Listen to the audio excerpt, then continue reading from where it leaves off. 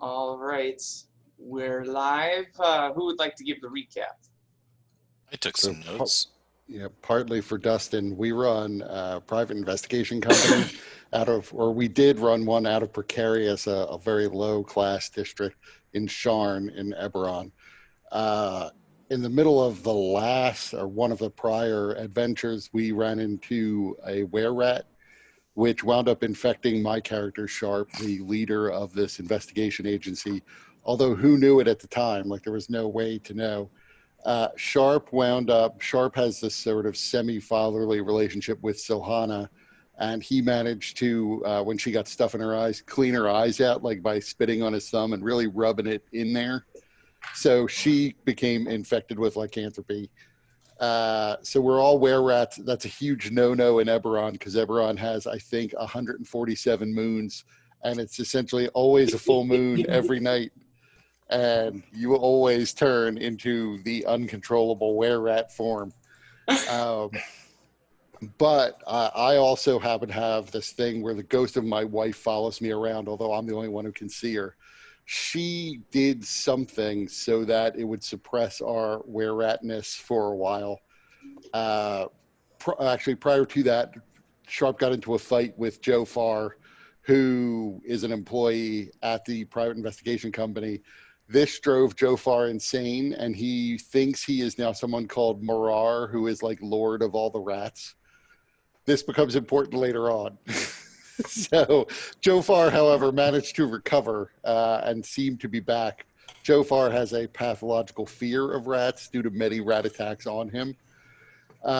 We Everyone in Precarious have apparently found out because they were told that there were were rats hiding out inside our private detective agency, so they were going to come and kill us. But my wife did something at that point to suppress the lycanthropy in us. We then found out that there's a magic silver mask inside a Church of the Silver Flame in Oak Bridge in Sharn, a place where we happen to have also bought a new office recently. So we decided to plan a heist to get the silver mask out of the museum in the basement of this Church of the Silver Flame. We came up with like a 9-point plan that immediately fell apart as to how to get in there. The plan involved Sharp and Silhana going in and just basically being tourists in the museum looking around. And Joe Farr and Dag were going to pretend to be exterminators who were there to exterminate some rats. Dag has the ability to summon rats from a magic hat of his, so he could like release it to make it seem like they had a rat problem. They decided, so they needed like, fake documents, like a work order to come in and do this. So they did put together some forged work orders. They had it countersigned by a bishop. The name of the bishop was like Rock Hard Rod or Beef Manwood or something like that. Lance Hardwood. Okay. And so it turns out that Mr. Manrod or Hardwood, there is actually a bishop by that name here in this temple. And he was there. And so he's like, I want to see that order. I don't remember signing that. And so he basically doubted that there was such an order, but there was a rat on the loose that everyone saw. So he thought, well, maybe we do need it. He went over to House Vidalis, who they run all the rat catching services. They're like the animal handling house in Eberron, to figure out what was going on with this apparently faked order at one point. Meanwhile, down in the actual museum, Silhana and Sharp were unaware that there was this hiccup going on upstairs. So we proceed with the plan, which is I used a scroll of major image to make it look like an enormous demon, who I happened to make a rat demon because I figured why not? It fit the theme for the exterminators, who appeared to like crawl up out of the floor and roar. This made like the patrons and the two guards who were down there run, because the guards aren't being paid to fight demons. They're being paid to stand there and tell people not to touch things. So they went running. There had to be a distraction to make sure they didn't see me casting the spell, but we did that okay. The museum itself then turned out to be a giant magical trap where the door was supposed to seal and lock us in, and then a stone golem that was like melded into the ceiling was going to drop down and kill everybody inside. This is apparently their security system. Guards, patrons, it doesn't matter. The stone golem was going to kill them all to protect the stuff. But we were still inside, however, at this point. We did manage to like wedge the door open so we weren't locked inside with the stone golem. But we shattered the case that the mask is in. We had previously made like a sort of fake copy that we could leave in its place so they wouldn't initially know that we had stolen their mask. The mask being what's going to cure us of the lycanthropy. So we swapped out the real mask for our fake. The stone golem's running around, and Dag, the halfling, charged up to it with 2 thunderstones, 1 in each hand, and jumped up on its back and slammed the 2 thunderstones into the stone golem's head, which was enough to shatter the head of the stone golem, but also break every bone in his hands. So he no longer has functioning hands. But we got the mask. So far, everyone now has run out of here and is running up the stairs screaming. We make our way out off to the side of the museum. There was like an infirmary that the church runs. So my character went in there and got everybody up and told them, like, there's a demon, you've got to get out of here.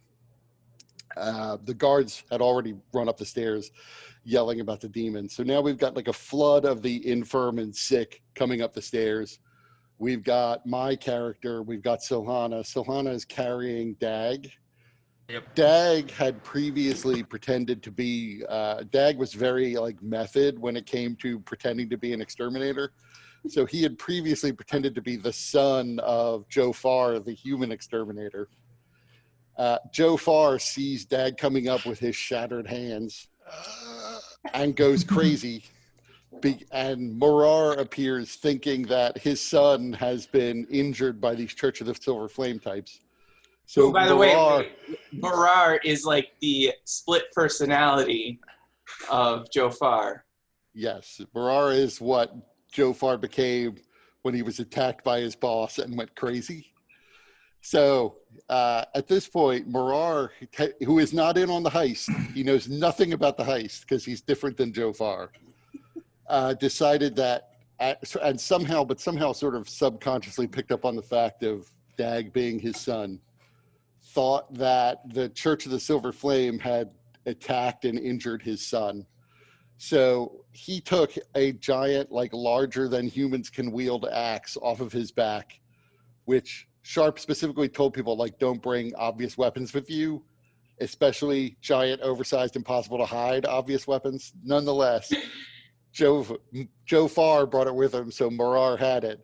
Morar then attacked one of the priests who was still there, chasing him down, and in the doorway, like right in the doorway of the church, with people scattered over the church lawn, having just fled out of the building, axes the guy down dead. And this is where Peter was saying he never hits anything with that axe because it's oversized and too big to use. But when he doesn't have to roll anything, when it's purely narrative, he cuts down this priest. Yeah, apparently. Right. Sharp then said for, obviously Dag's hands are busted and he's in extreme pain. Silhana has the mask and is helping Dag. So I just told them to go to run, and then I turned to deal with what I assume to be Morar, because we haven't spoken to him yet, but he's being crazier than normal Jofar. So I assume Morar. All I know is there seems to be something wrong with him. They might have had some spell or gas that they released inside of there, and we have to save Joe, even if it means fisting the hell out of him to do it. So you were outside, so when we cast Major Image to make the image of the Demon Lord Rat go in, you were on the roof? No, we were in the museum. Oh, okay. Yeah. So that everyone would run out of the museum and we could steal the mask in peace. That was the hope. Gotcha. So that's why you had to hide casting it. Okay. Right. because the guards were otherwise there watching people. Instead, they deployed their murder everything golem. I got the vibe from like the Futurama episode where they go like, "We're owl exterminators," and we're like, "We're here to exterminate your owls." Like, we don't have an owl problem. And then they like throw some owls on the floor behind them. Sounds familiar.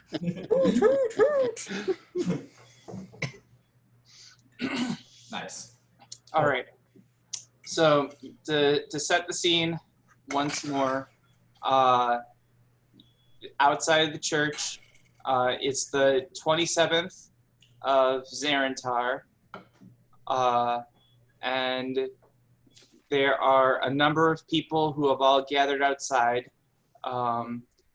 who many of them confused, many scared, a couple of them the injured needed to be carried out by priests and other volunteers that were trying to be helpful.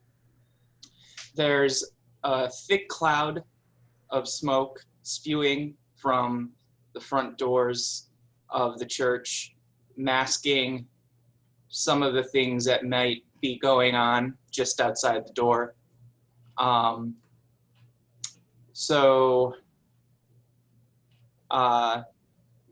Peter and Kurt, did you decide how you guys want to do this thing? Muted. You're muted. How far away are Dag and Silhana now? They are outside the smoke cloud, and I imagine since Sharp told them to get going, they've tried to kind of book it back to the Sparkling Alchemist. Yeah, I didn't see Joe go ahead and stab the priest, did I? Yeah, you guys, so Dag and Solana are unaware of that stuff, and they're figuring that you guys are probably fairly close behind.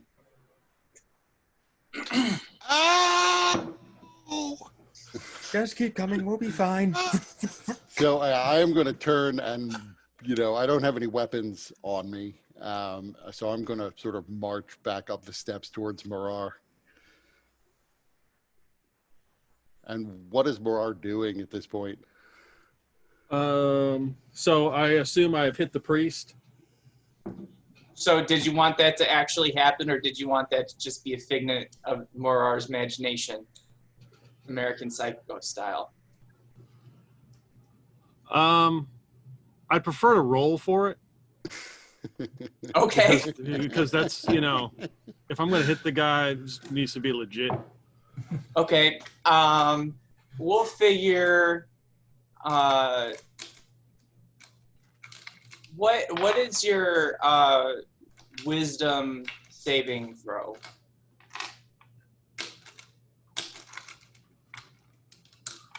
+2.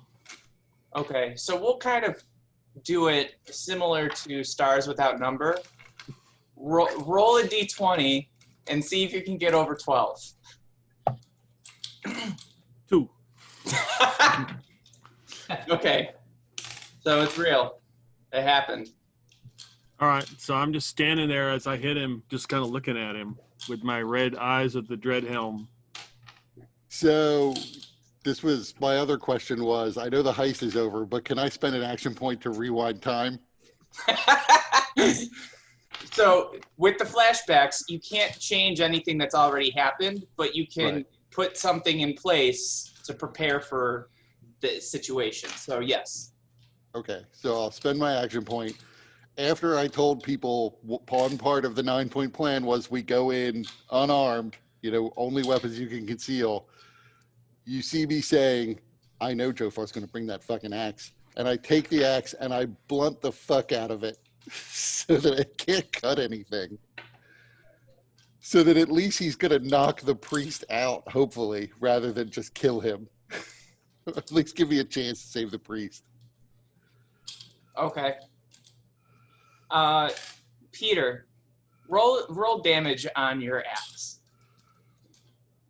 All right. And also just as a FYI, so you guys understand my thoughts as well. The reason that I didn't roll or require Peter to roll to hit the priest is because with some NPCs, they don't have any kind of stats. So I figure if you guys are, player characters, you're not going to miss. 14. Okay. So as Morar brings his axe down upon the priest,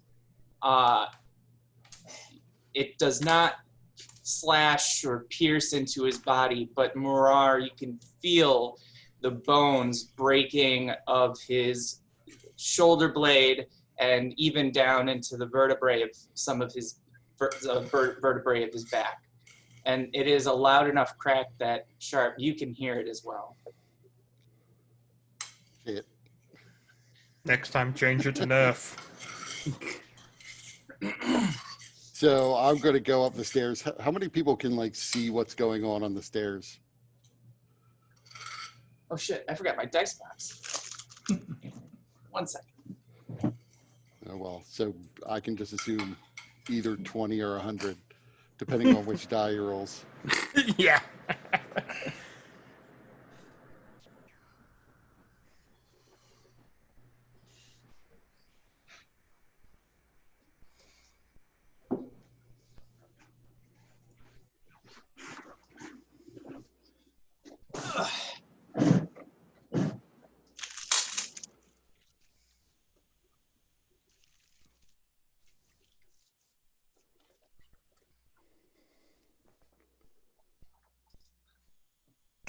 Couldn't do it.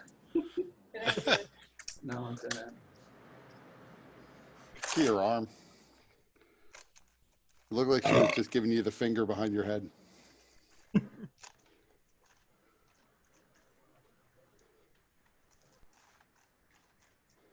Okay, so I gave you the weighted dice that only land on the high numbers. Here you go. Got a little light. It's okay. So, Sharp, you notice 3 people in the vicinity.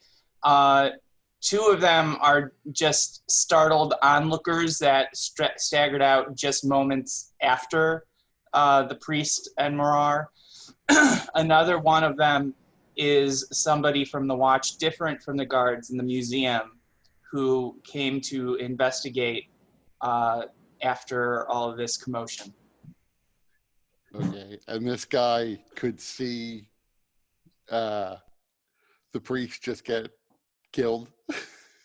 Well, give me a perception check, Sharp. Oh, I'm not good at these. Oh, jeez. Yeah, so 6. Okay. Yeah, you don't notice anything Okay. outside of these 3 bystanders. So I'm going to go up with my arms held out to the sides so that he can see my hands and that I'm not threatening him, and say, listen, you're in danger here, and maybe that's my fault. You tried to help even after everything that's happened, and I want to help you now. You need to run.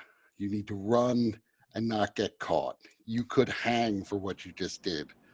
But I know this isn't the real you. I've seen the real you. Whoever you think you are right now, you're a better person than this. Gods know I haven't been kind in the past always, but you've always been devoted to me. You're a better man than me, and some of my frustration with you is probably just jealousy because of that.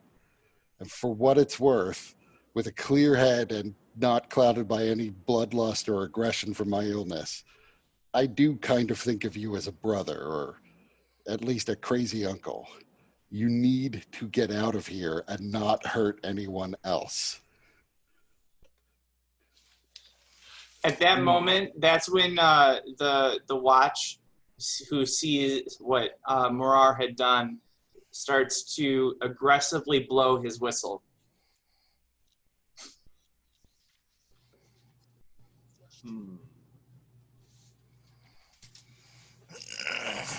Just a reminder, everyone is still in disguises. It's true. Good reminder. Thank you. How far along? Right. So I- if Joe Farr, if you never carry that giant axe again, maybe no one will realize that the guy who lives in the neighborhood now with the giant axe is the same giant axe wielding maniac who killed that priest. Or maybe we like put a mustache on your giant axe so that it is in disguise from now on and cannot be identified as the murderer.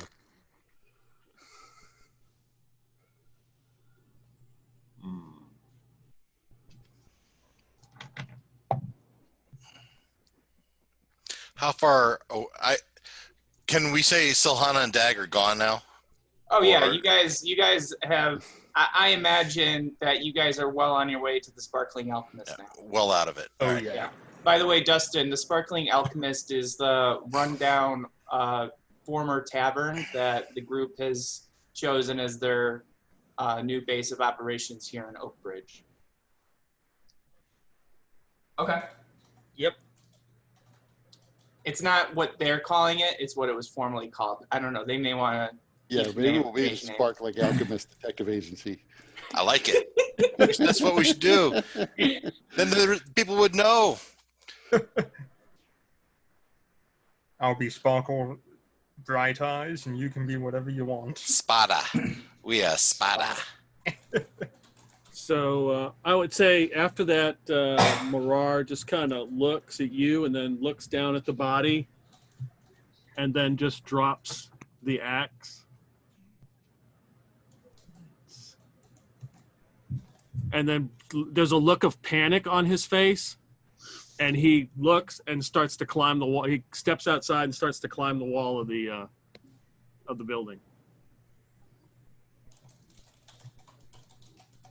Okay. Oh yeah, the potion of spider climbing. So there would be a moment when Sharp is confused at the wall climbing ability that he didn't realize Barar had. But then I would run. Not towards the Sparkling Alchemist. I'd run some other direction. Essentially run for, 10 minutes and then find an alley where I can try to clean off the disguise and put my normal clothes on. You also Okay. still have smoke sticks, if needed. So, Joe Farr, in addition to climbing the building, are you climbing up or down? I'm climbing up. Okay. Because you would know that, unlike most towers in Sharn, this one terminates with the Cathedral of the Church of the Silver Flame. So there's only a limited amount that you can go up. Although, it's got many spires and the roof is kind of winding and there's other places that you might be able to go down. That's just a consideration. Yeah, I'm just going to pick a direction. I'm going to go up and then maybe around the building and then try to get on like a catwalk or something. And Okay. I'm just going to go. Okay. So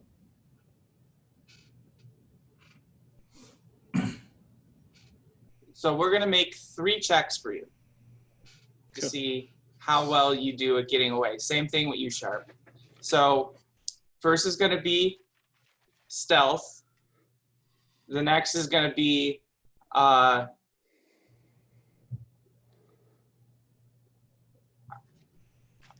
what are your proficiencies? Do you have survival?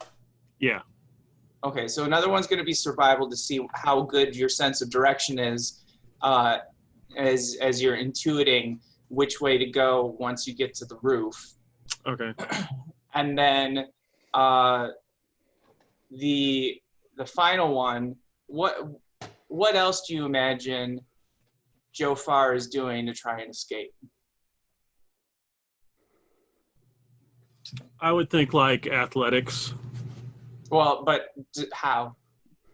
Well, just being able to just propel himself across, build, around a window and up on a catwalk and just kind of using his ability just to get away from the scene, Okay, so leaping between towers and maybe even taking a chance of doing a longer jump and hoping that the grip of your spider climb is able to catch you. Yeah, because I've got 5 feather tokens. Okay, so then that would be helpful. So then that second check could be an advantage using it. So let's see. So roll your first one. Is that stealth? Yeah. All right, 7. Okay. Roll your second one. All right, survival, Yeah. 23. Okay. And your third one. Athletics, is that at advantage, you said, or no? Yes. Okay. Good. I'm glad I got advantage. Oh, God. 11. Okay. So let me mark down those.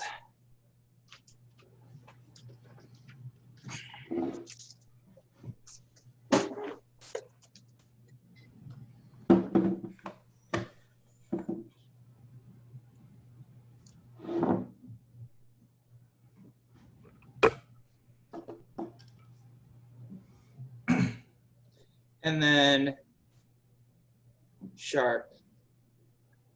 So the first thing I'm going to do is before I even run, I'm going to back up and say, "Oh my God, I can hear the demon. It's coming." And then I turn and run, hoping to get the people who could see me to look more at the door and less worried about me. Okay. I could see that being either persuasion or deception because there is still the image. Right. I can do either one. I'm the same bonus in both. Okay, so we'll first do deception, then we'll do stealth, and then what else are you imagining you're doing to try and get away? I assume I'm going to, like, whatever enclosure there is around this yard, I am going to try to leap it, or at least, like pole or horse vault over it. So some athletics, because I'm going to keep doing that to keep putting things between me and anybody who's chasing me. Okay. So the deception check was at 22. 14, 14 plus 6 is 21.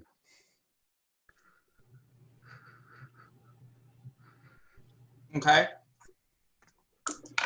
And then This the stealth?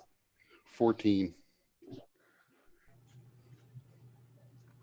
And then the athletics.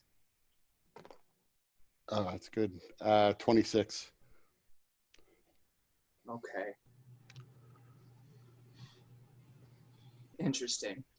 So neither of you get away scot-free, but you do mostly succeed. So Joe Farr, we'll start with you.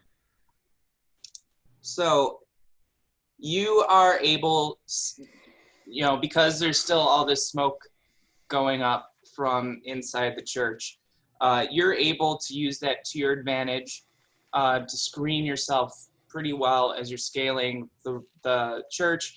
And once you kind of get a sense of where the smoke is kind of dissipating, and so you're able to take that time to go laterally to try and go around the corner and kind of make sure that you're keeping out of sight, keeping things hidden behind, keeping things in kind of blocking your view.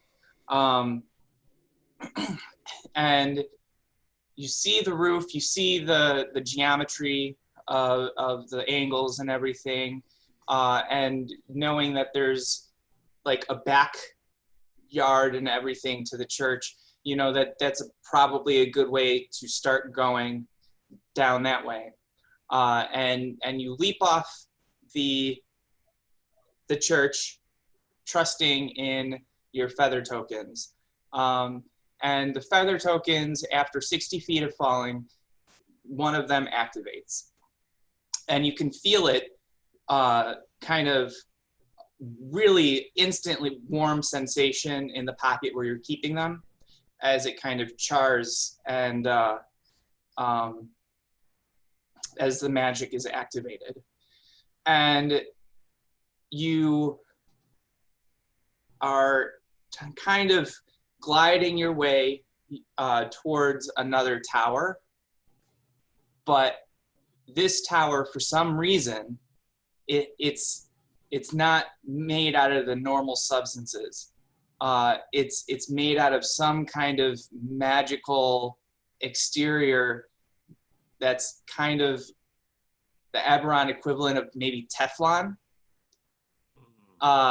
And you are trusting in your spider climb ability from your potion to kick in, but strangely it doesn't.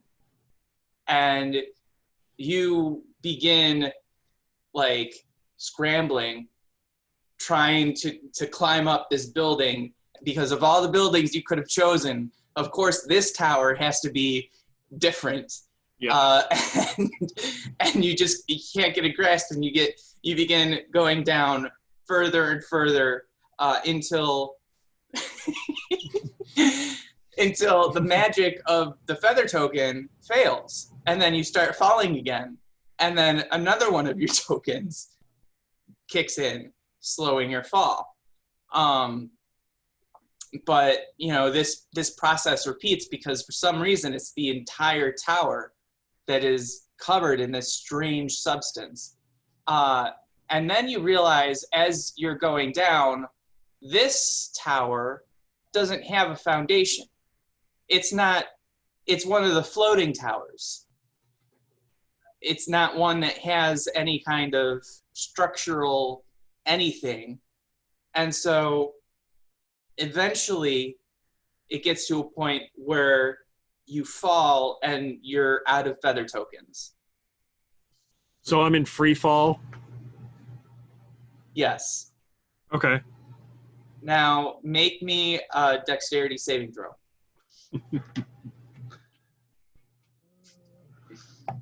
Oh yeah, natural 1. Do you want to use your action point?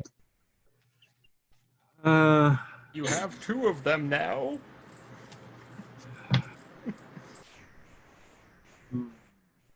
Yeah, I guess I'm gonna have to.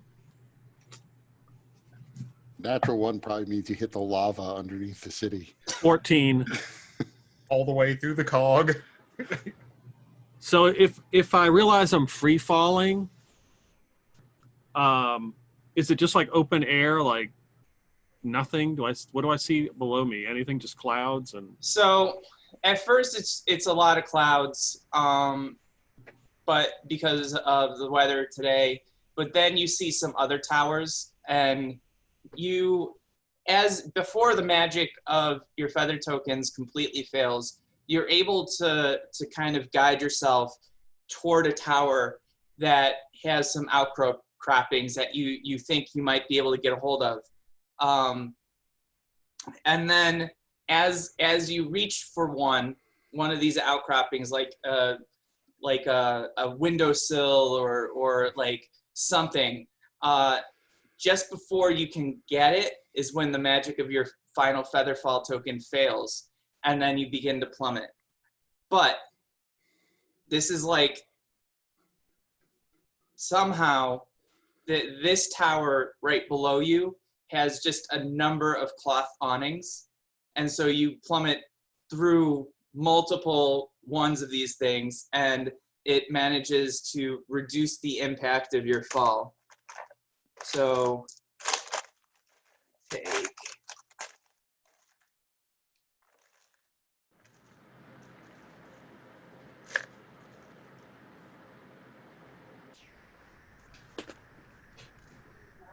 I believe the maximum is 20 d6s. What you're looking for there? So I would say that Joe Farr in that free fall, realizing that maybe his lack of being able to climb and stuff or whatever happened, he realizes that he still has the dread helm and pulls it off and hurls it as he's falling. Okay. You take 18 falling damage. Okay.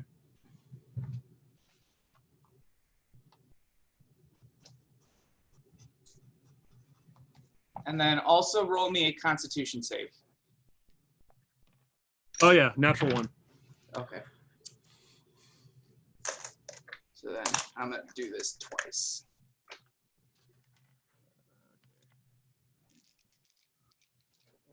We'll retire these dice. I think they've given me enough natural ones for tonight.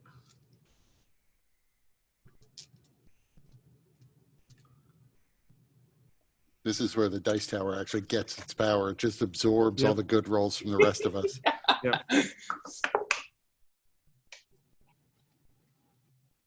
Oh, fuck, you're right.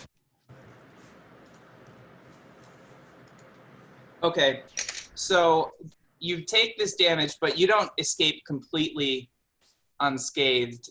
You know, it's more than just hit point damage. You also break your right arm, and you may have a concussion. Okay.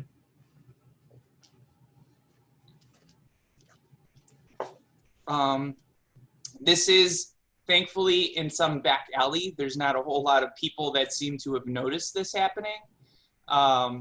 So that you got that going for you at least. Yeah, people fall from the sky all the time in this back alley. So Now, Sharp.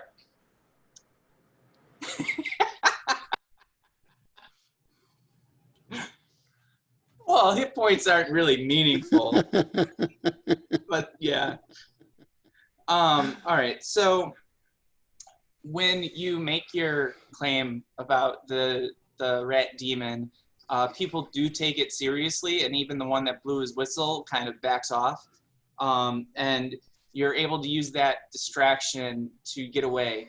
And then you start running, but you, like, just before that guy takes off, you get the sense that he might have thrown something at you, and you felt something hit you, but you don't really know what it is, and you're not stopping to pay attention to it. But then you're able to successfully, you know, vault the different barriers and jump around and kind of use your athletics to kind of go in and out of alleyways and make your way back to the Sparkling Alchemist. Okay.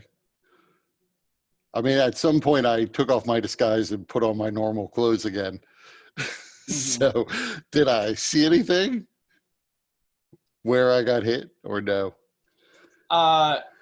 So when do you take off all of that stuff? And Like I said, I would have run in a different direction than the Sparkling Alchemist. Eventually looking for just like an alley where I can change clothes and use my, like, take off the disguise, use my cleansing stone to get any makeup off. Yeah.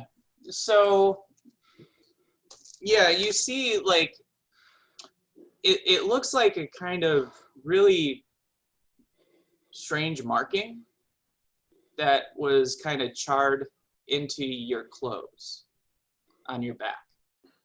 Okay. The clothes I'm wearing are the clothes we bought for the heist. So I was planning on just leaving those in the alley anyway. I might not even know where I got the char, but these were my disguise clothes for purposes of going into the museum.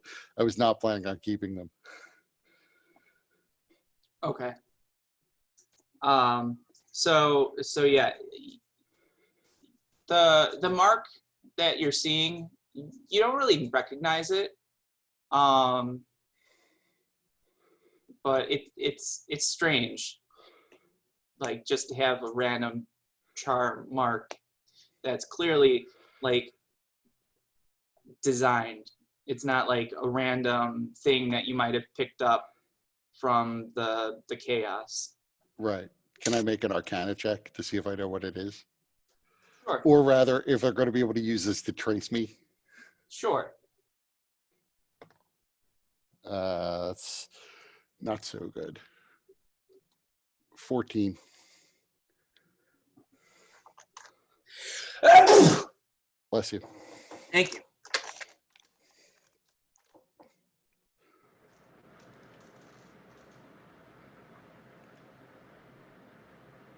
What did you roll?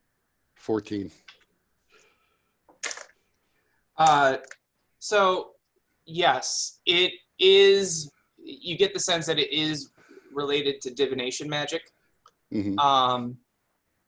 And you also get the sense that even though it's marked into your clothes, that might not be the only thing that it would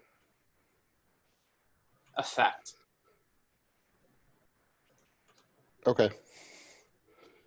So I will still leave the clothes. Well, I guess that does at this stage. So what time of day is it? Well, you guys wanted to do it at the last sermon, right? Right. Yeah. So it's probably about 8:00 in the evening. Okay. So I assume no moon has risen yet because I'm not yet cured. And it was starting to become more difficult. Although I was mostly when we were asleep that I was having nightmares. I don't know about Silhana, since Silhana failed to save during her last night. And was choking herself. Honestly, she was kind of into it at the time. Yeah. But if I don't feel like I'm in any immediate danger, I guess I would make my way back to still in my disguise, because they're going to track me down. I don't want to have to explain why I changed clothes. Mhm. I guess I'd make my way back to our old office, where luckily I no longer need a key, because once upon a time, Joe Farr drove an axe into the door. Yep, that's true. That doesn't sound like him at all. And I would hole up there in the back room, like try to prop beds up against the door. Yeah, so you get there. When you get there, Solana and Dag have been there waiting for you. I thought Solana and Dag, I thought were going back to the Sparkling Alchemist. Yeah. Oh, I'm sorry. Where did you go? The old office in Oh, the old Precarious. office. We Okay. need to see if that one's bent down. Yes. So the old office is still there. And yeah, like you said, it doesn't have a door anymore. So Jofar, make me intelligence saving throw.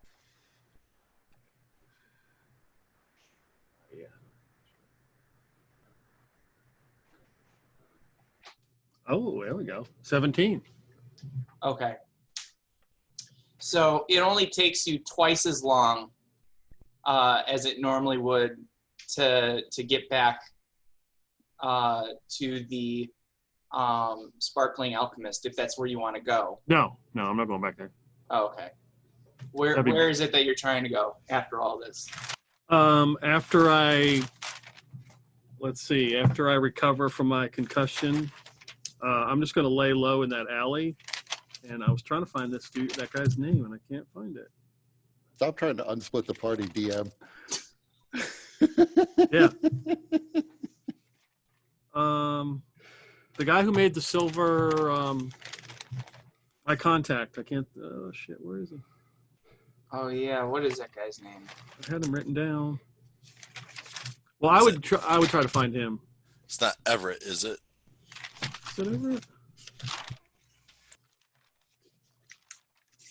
I really should do a better job of writing these names down. Well, anyway, I would eventually make my way to see him. Okay, so it only takes you twice as long To get there? as Okay. it normally would to get your bearings and get there. With your concussion slightly disorienting you, as well as having pretty bad migraine. So, Mace Worm Glove, right? oh, that sounds right. Yeah, because I got the silver dagger from him.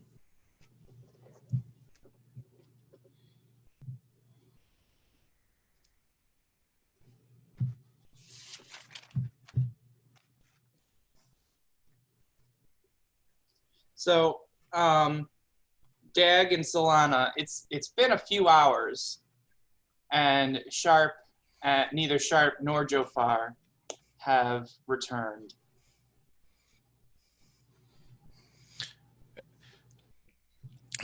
I imagine Dag is kind of in hysterics.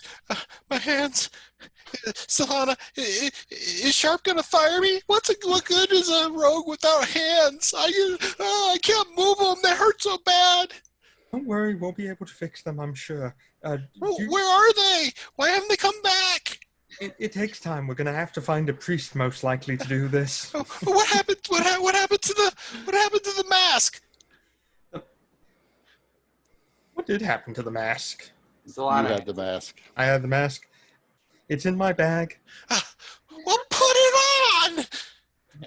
I'm gonna see if I can hold By the way, mask. Dag, your hands are like 3 times your normal size, and yeah, you can't move. Your fingers are they're so swollen that they're kind of stuck like out like this. Like it's not even like they're all messed up. It's just the swelling is so great that it kind of straightens all your fingers. But if the swelling goes down, your fingers are going to kind of go all over. The mask is silver, correct, by looking at it? It is, yes.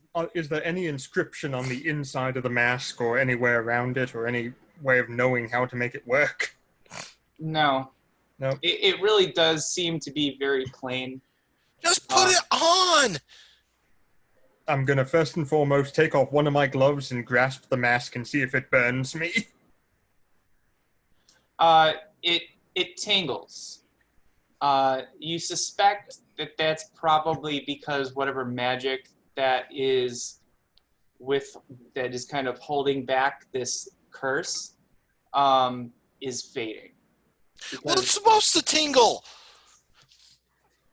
I'll put it on my face slowly. Leave it on until it stops tingling. I'm sure that's how it works. Okay.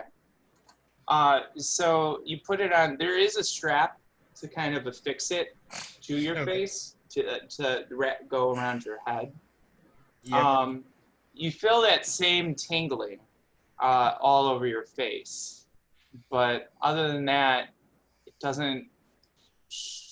There's no sudden effect. There's no, sparks. There's no light show. There's nothing that would indicate any kind of anything happening. Are you cured?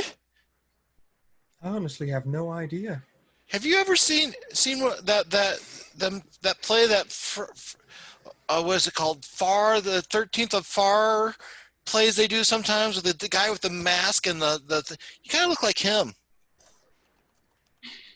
Friday I don't the say 13th, anything. Jason. Are the 15. I don't say anything. I just turn to the side. And then I turn back around. And I have a dagger in my hand. I'm not sure this is better. Like this? Just slowly walk closer. And closer. And closer. I'm back up against the wall. And then I Stop pull out it, my you're med scaring kit me. and start bandaging your hands. By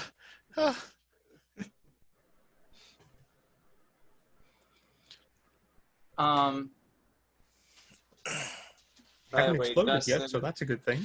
I'm gonna send something your way real quick. Maybe we should help me get out of this costume. Maybe we should burn them. Maybe we should get rid of these costumes. Well, let's wait to burn them until we can see if anyone else shows up. You mean like the police? Like, everyone else we're waiting for. Is it winter here, and do we have a fireplace in this place? There is a fireplace. It needs to be cleaned pretty well before it would be usable. Oh, boy. Make sure to... No. Okay, in that case, well, we don't really have any way to burn it at the moment until we clean the fireplace. So, give me a minute. Here, let me get you undressed here. Ow, my hand, stop. Yeah. Be careful. Don't worry. Don't squirm too much. Don't squirm. All right, Dustin. I see you Once I'm back in the old office, I would take off the disguise, like the makeup. I would just leave the clothing on. Okay. I don't want to, if they come for me, and I expect they will, I don't want to have to explain why I was in disguise.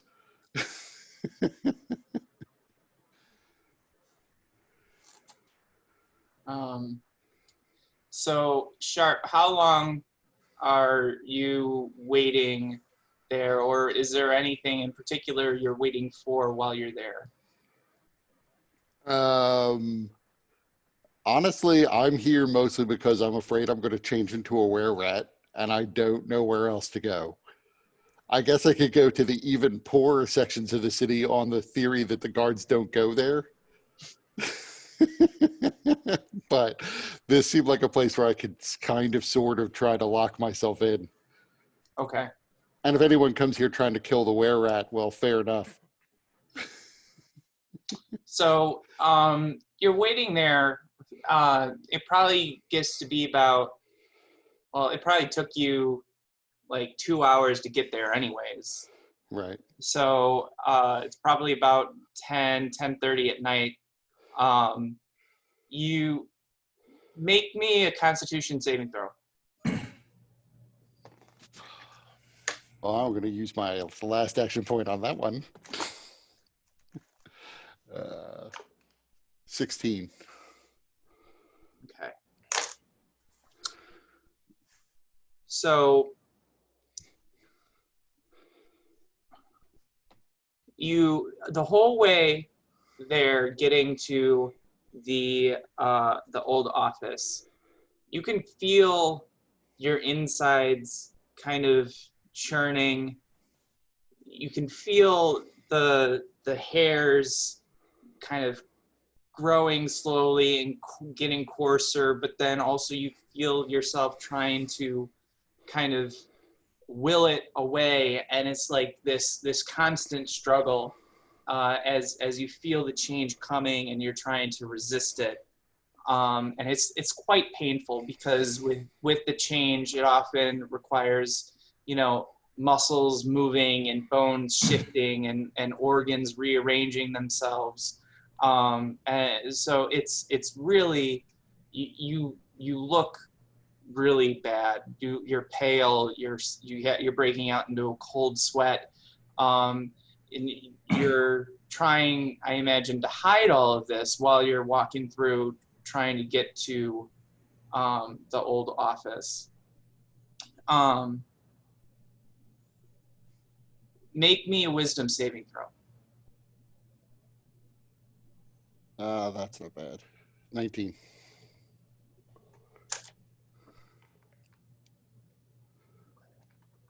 So when you get to the office, you kind of barricade the door, and finally you collapse to your knees, and the change really begins to start going. You can feel the teeth poking out through your gums and your face elongating, and your hands growing longer into claws.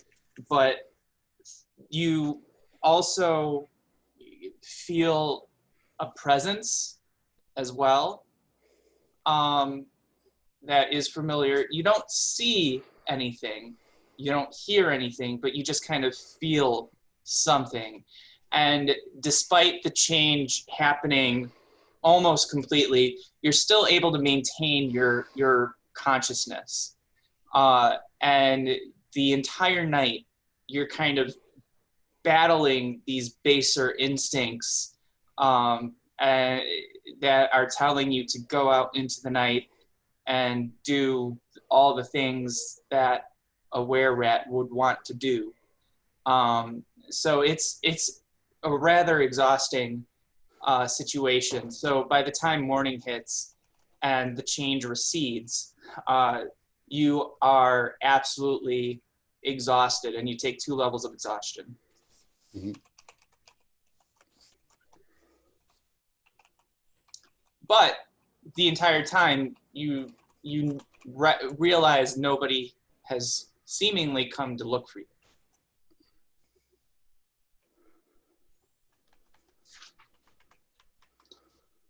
And then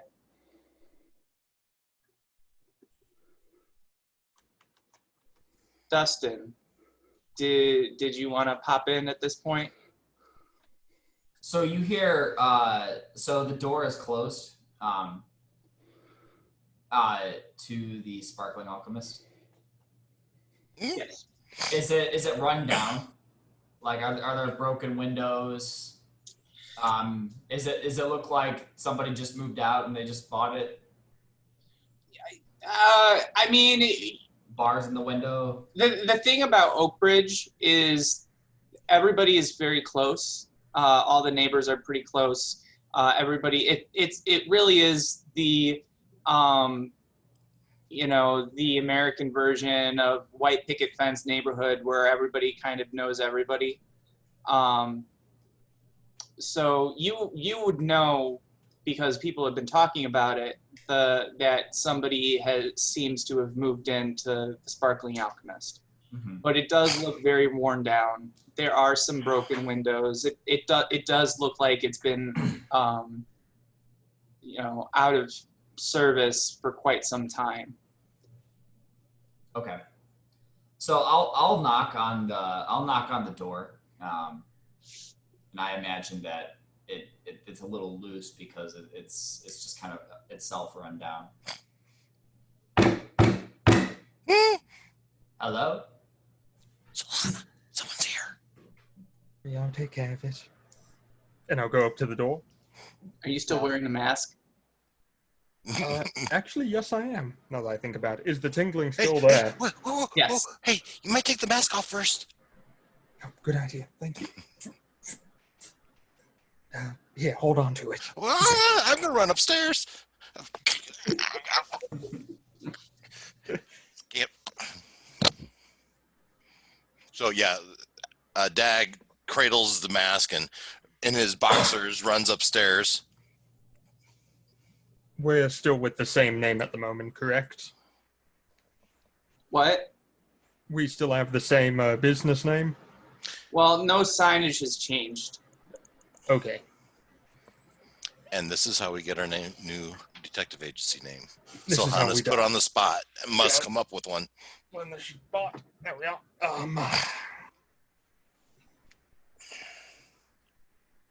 Fuck it, I'm not that intelligent. I'll just open the door. Hello? Hello. I just my name's Hammerath. I live in the neighborhood. You know, I used to frequent this tavern many nights for a long time. I actually knew the owner. I just came to out of curiosity to see who's bought the place. We're a private detective agency at the moment, but at the moment we're reorganizing everything. Oh. Well, what's your name? Well, we went by the Dagger Core, LLC, but that might be changing soon. I see. Well,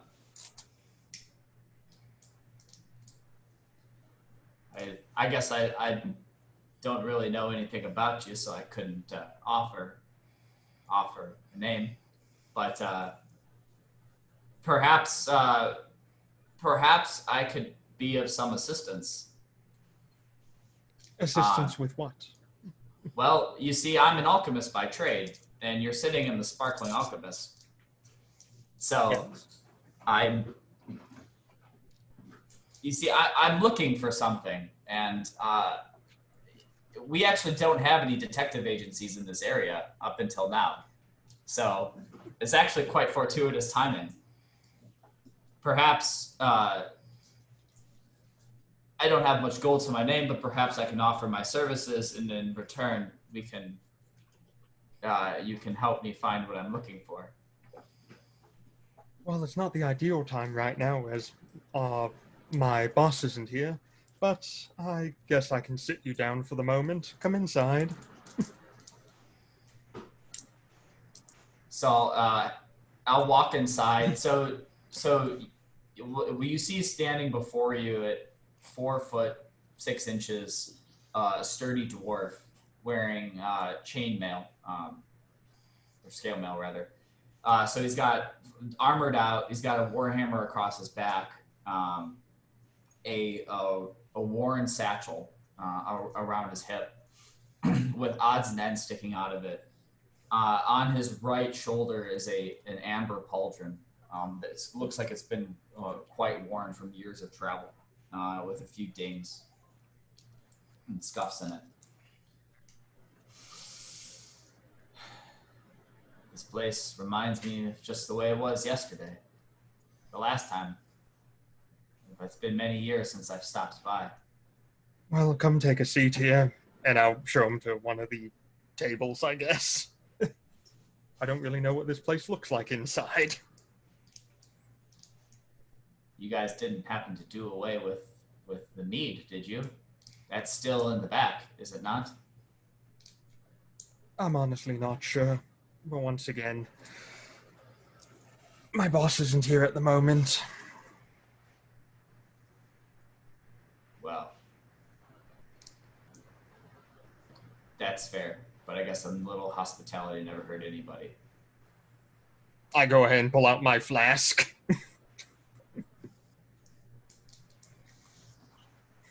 Meanwhile, upstairs in his boxers with his shattered hands. I could see him kind of laying on the ground, head going down the stairs, kind of peeking around. His curiousness gets the better of him, and he's looking. So, what's your name, sir? Well, I'm Hammerath. Hammerath. All right. So I live in the neighborhood. Well, my name is Silhana. Nice to meet you. I'm a bit of a secretary for the company. So what exactly are you looking for? I'm looking for a potion. You see, there's this substance, and well, it's become quite costly, and I need to find a better way to obtain it. Is there a name to this potion? To me, it's life, but to others, I'm not sure. Well, have you lost it, or are you just trying to find a new way of getting this substance that you're addicted to?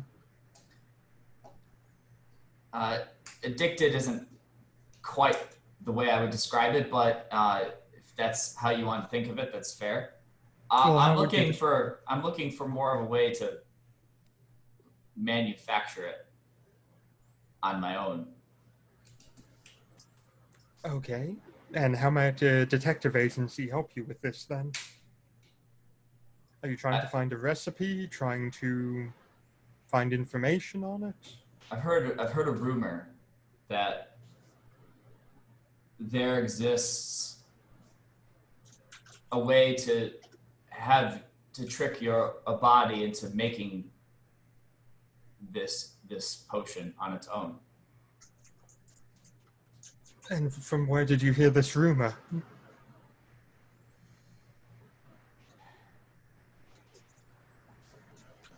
I couldn't tell you. Well, you're certainly making it very complex to help you find anything with this here. Well, you don't go to a detective agency with a ton of answers, do you? That's what the detective agency is for, is it not? Normally, you have to have at least some idea what you're looking for and some answers towards it and where it might be found and what it might be, actually. Is there a name for this? What does it do exactly? Harpy's milk, is I guess what others have called it. Okay. And it provides soothing relief. It's a painkiller of sorts.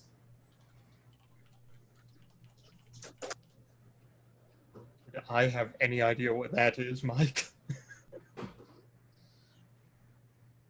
You gave me a That doesn't sound healthy.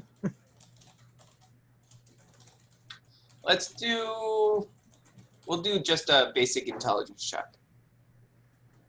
Oh dear. Roll the dice. Really? Really? That's where we're using it, huh? Okay, fine. Natural 20. Fuck me. Okay. Goddamn So- dice roll.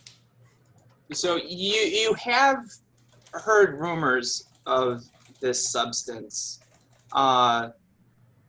being produced down in Kyber's Gate. You know that it has some relationship to the desk, but outside of its name, you don't really know much about it. And you get the sense that this was something, if you asked about it down in Kyber's Gate, would be a quick way to get a shiv in the back or turned to stone. And you said related to the desk, Yes. correct? Okay. Well, if I'm not mistaken, that stuff is quite dangerous. At least those who manufacture it.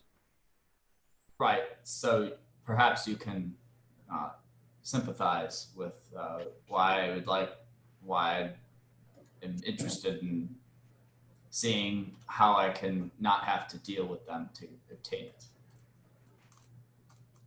See, the funny thing is, I can prepare a litany of things, but I can't prepare the actual thing that I need. So what exactly are you hoping that we'd be able to do for you then? Find the formula, then find a way that perhaps you've run and find somebody who's a better alchemist than I, who knows more about how it can be manufactured. Well, the best hope would probably be somehow going through the desk to find that, which of course is dangerous and near impossible at the moment. But perhaps something can be arranged. Again, you'll have to talk to my boss about the full payments necessary to do it, but I'll definitely let him know about your case. Where are you staying at the moment? I live about 3 blocks away on Kyber Square. Okay. Solana! See if he has a healing potion. You can come down. You're not exactly quiet. Hold on. I don't have any clothes on. Did you take them off with broken hands? He took them off. I took him off and I was going to put clothes on him, but then the day just disappeared, so I guess okay. Is there something upstairs? Is something dying? No, it's one of the Wrap other a employees. blanket around me, and I make my way down, and it's a halfling. Comes, I'm afraid I've hurt myself. You're an alchemist? I am. You wouldn't happen to have a healing potion on you?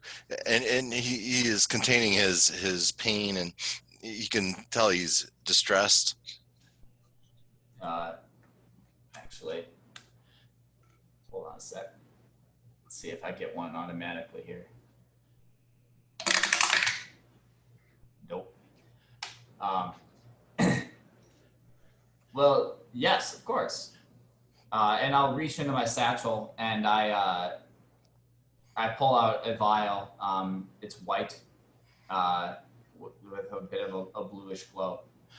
Silly, would you mind helping me out a little bit? Oh, sure, here you go. I'll accept it if offered. And then give it to Dag. All right. So, Dag, when you take the healing potion, you feel some soothing relief in your hands. The swelling goes down a bit. They're still broken. A healing potion is probably not going to mend the bones, but it will deal with some of the pain. And now, like at this point, your fingers are kind of all akimbo, since the swelling has gone down. Yeah, I just kind of bow out my blanket, look at my hands. Well, I suppose the swelling's gone down a little bit. Well, thank you. Silly, we're gonna have to figure out something else. That's not quite doing the trick. We'll have to find you a cleric soon enough. That can probably help more than I can. Hey, pardon us. What was your name? Hamarath? Hemerath, yes. And you are? Oh, I'm sorry. My name's Dag. And you've caught me a little indisposed, I'm afraid. Silly, could we talk for just... Hold on a second. Oh, well, hold on a second. Silly, come here. Will be just a moment. I got up and walked towards Dag. Little did I know he was going to tell me something. Where's this guy? Do you think he's who he's telling you he is? I don't see a reason not to believe him at the moment. Can we do some sort of insight check or anything? If you Or is there any reason to doubt? Is there any reason to doubt he's who he says he is? Well, he claimed to be an alchemist, and he had a healing potion on him, and he's also discussing a rather rare potion substance, so he's at least knowledgeable in the subject. Okay. So I guess just we should get his information and tell him what we'll maybe make an appointment for tomorrow, or we can contact him. Yes, I'm getting his address, and then we'll go ahead and contact him. Okay. Waddle, come back out. So you said you're on Khyber Square? Yes. What's the house address or apartment? 1536 Triangle. All right. Well, is there any other information you can give me? I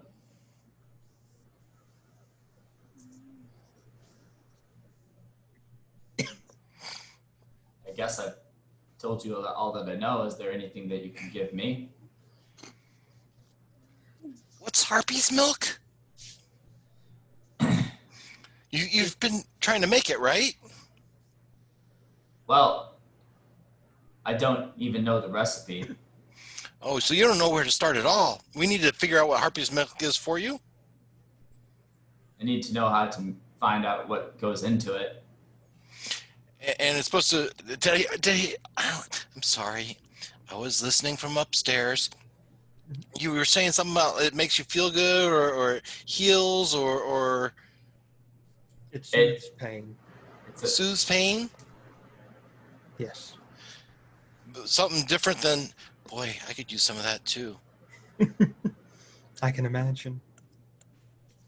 Though it has some less savory properties. It's a fairly powerful painkiller. That's why it's hard to find, and that's why I'm here. We do know the Dask have their hands in it, however, and as such, it will be difficult to try and obtain such a recipe. Yeah, I don't really like the DAS so much. Well, this is the type of recipe where the Dask kill you or turn you to stone or do any number of horrendous things if you even ask about it. Well, we have some contacts with through the J home, Jurassic home. We could ask around. I could see if what they know about the contents and its properties. And Well, we'll have to ask quietly. But first, do you, if we got our hands on some Hammerith, could you deconstruct it? Would you be able to see what it's made of if we got you some of it?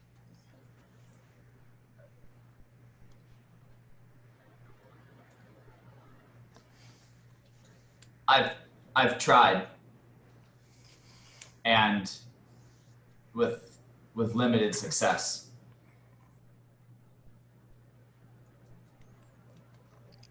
So it is a liquid, though. Milk implies. Yeah, it has a syrup level a syrupy viscosity. Viscosity. Write that word down. That's a $5 word right there. Yeah. You see, it's not that I can't obtain it. It's just that its effects are, my tolerance is building up and it's getting more expensive and it's getting more dangerous. So I need to figure out an alternative. So where do you get it? Where have you gotten in the past? Well, that would help us. So we could find out who where you got it, and we could maybe track that back to somehow they had to get it or make it, and eventually, right, we'd find out who made it, and maybe we could figure out components and contacts. And well, I've gotten it from the what's the name? Desk. Dustin, I'm sending you something. Oh.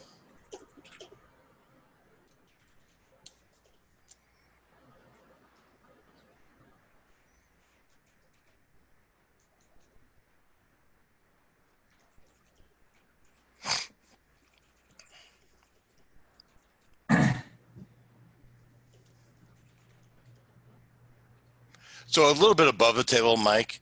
I'm sorry, I'm a little bit lost. Are we angling to have Dustin as a regular on our show, or is this a one-time thing? Oh, no, he's joining the group. Okay. Yeah. That helps me know what direction we're going in. Fair. Yeah. It's a bit difficult when you're coming in here asking for a job to be done, and it's like, well, I can't go ahead and accept or deny a job because I'm not the boss here. Plus, she's a were-rat, and one of us has his hands pulverized. The other two aren't here and may never show up ever again. We're getting the gang back together. On the other hand, we might be recruiting.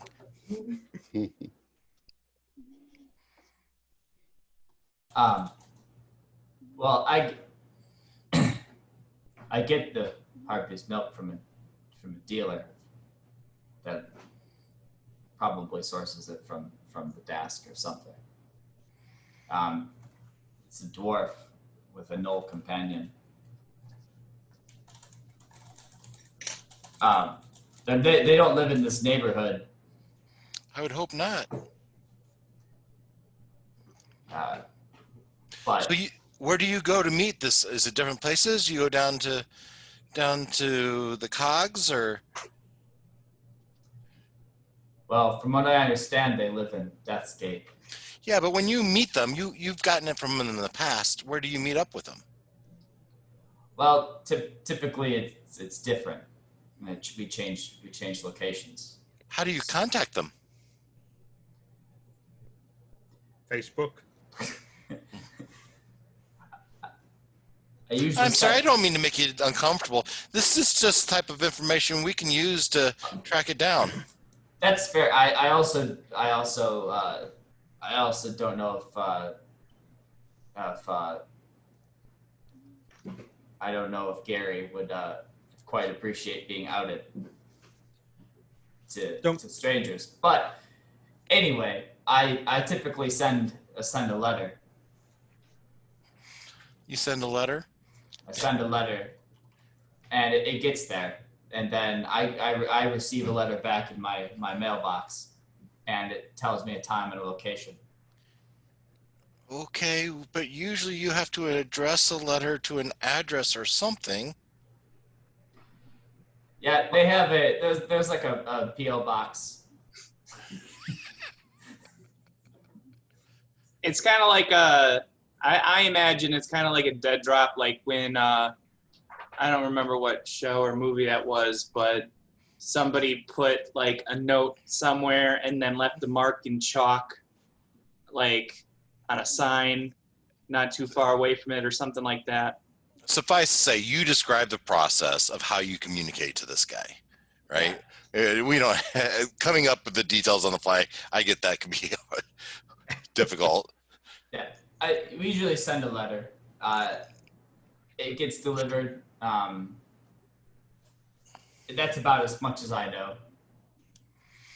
Okay, well, that's a good start. We can maybe be able to track that letter back to wherever they go and help you out that way. How much of the milk do you still have on you? How many days supply?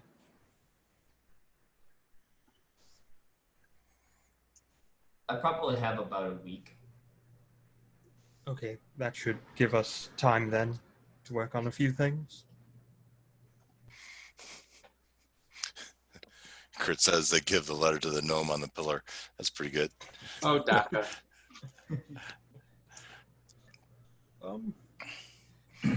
So, tell you've been to the Sparkling Alchemist before. Oh, by the way, Solana, go up to my bag and give this guy some coin for his healing potion. How much was it? They're usually what, 50 gold or 50 Galavar? That sounds about right. I'll go up to your bag and I will see how much Gallify you have.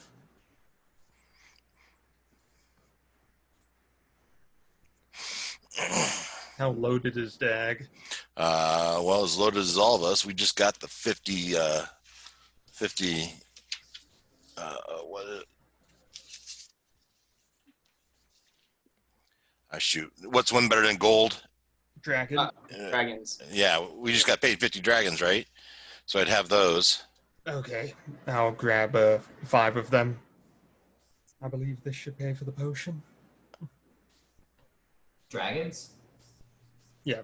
So in Eberron, the coinage is a little bit different. Copper are crowns, silver is sovereigns, gold is Galifar, and then platinum is dragons. So all of them have the same letter correlation except for platinum and dragon. Mm-hmm. They just wanted to be different. Hamarath takes the three dragons, 5 dragons, I'm sorry. and thanks. Yeah, Well, yeah. Thank you. The pain did go away a little bit. And I'm afraid my hands are still a little bit mangled.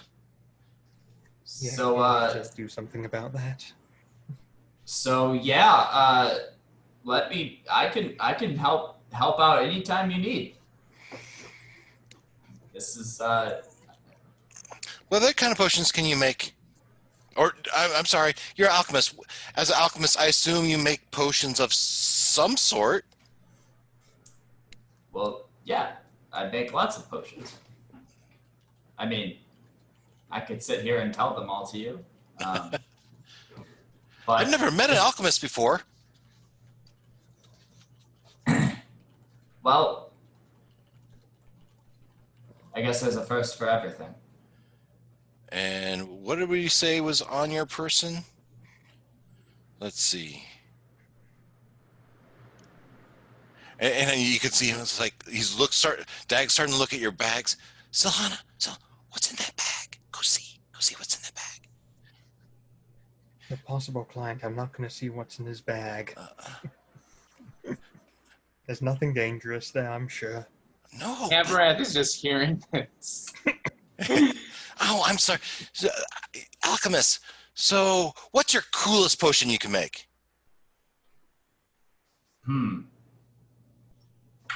Well, I can make it so I can make you smell really bad so people won't want to attack you. Oh, well, we got enough guys in this group that smell pretty bad. Has that helped from being attacked? Not so far for them, Nah. unfortunately. Yeah, a little bit the opposite. Do you have anything that can make them smell real good? Maybe that'll keep the rats away.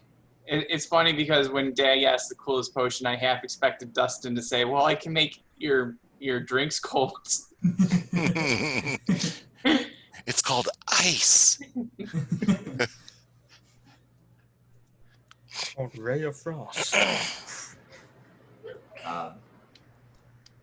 Well, I can make. I don't have anything that'll make it smell good, unfortunately. I mean, I guess I would recommend a shower and an ale at the same time because that makes you smell good and feel good.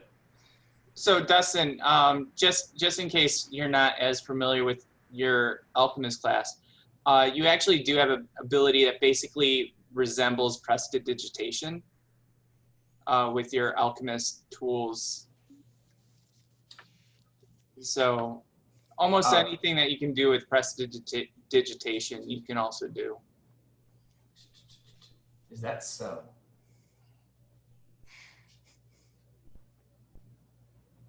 You could probably at least clean things well enough that they don't smell anymore.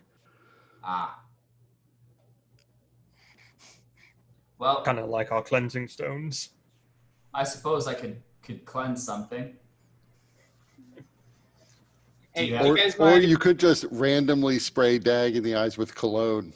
Like a little spritz. And he's blind and broken-handed.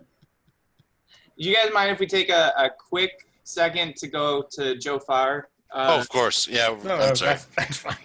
Yeah, we were kind of struggling there anyway. So Joe Farr, eventually you're able to make it to Mace Wormglove. Okay. So I'm sure it's the most inopportune time to be knocking at his door, whenever time that is. Yeah, it's probably about 10:30 In the evening or the morning? in the evening. Oh, okay. So I'm just banging on his door with my left hand. Because my right hand's broke. You hear somebody in a very curt voice from inside go, "What?" And then he opens the door, really angry, and then he looks and he says, "Oh, it's you. How is the mask?" And Joe Farr doesn't say anything and tries to push back behind him to get out of and close the door. Okay. Quick, close the door. Does you? Sorry, what? He tries to push past him to get in the doorway to close the door because. I heard that, but what did Joe Farr say? Missed Said, that quick, part. close the door. Oh. Joe, what Mace? are you getting me into right now? I have a question. Maybe you can answer. You're the man with the answers. That's a new one on me. What kind of answers do you need? Let's take a hypothetical situation, okay? All right. Let's say somebody who's about my height, kind of looks like me, resembles me, might have killed somebody. Well, in this very hypothetical situation, I would tell that person to get the fuck out because I don't need that kind of heat on me. Yeah, neither do I. That's why I'm talking to you. He kind of just shakes his head. It's like, how do I get involved with all these people? What'd you do, Joe? I didn't do anything. It's this Marar guy. He did it. He's trouble. Trying to get rid of him once and for all. Okay. So then, if this Marar guy did it, why do you need to worry about it? Because he knows me. They might track him down. Look for me. Try to find him. It's complicated. Sounds like it. I'm still don't know where I come into this. Yeah, you know all the people. I need somebody. Somebody does the magic. Something. Maybe change my name. Change my face. Maybe somebody wants to make a deal. I think I put the rest of the group in jeopardy. I mean, at least this Morar guy did. Need to make sure they're okay. I mean, there's certainly magic that you can use to change your appearance, but all of that's usually temporary and it doesn't really hold up. No, I need Like- something permanent.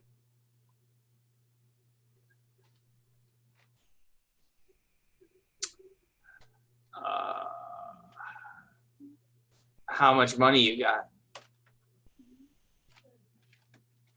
I don't know. I'd have to look.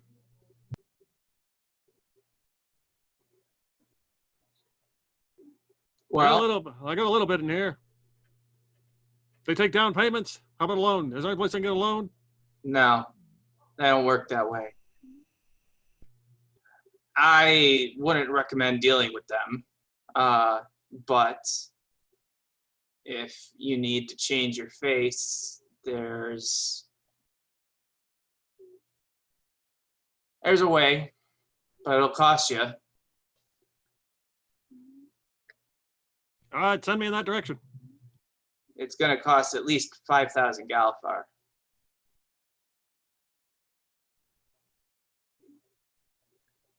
Yeah, that's why most people don't take it. All right, well, where are they at? I can negotiate. Oh, you can't negotiate with these types. What kind of types are They're they? very squirrely. Ruffians? They like spray painting, like graffiti? I can handle them. Oh, they're on a different level than that. But, I mean, honestly, dealing with the watch is preferable to dealing with these people. Because once they dig their claws in you, there's no escaping it. They got claws. Yeah, Is that literal or figurative? it's quite literal.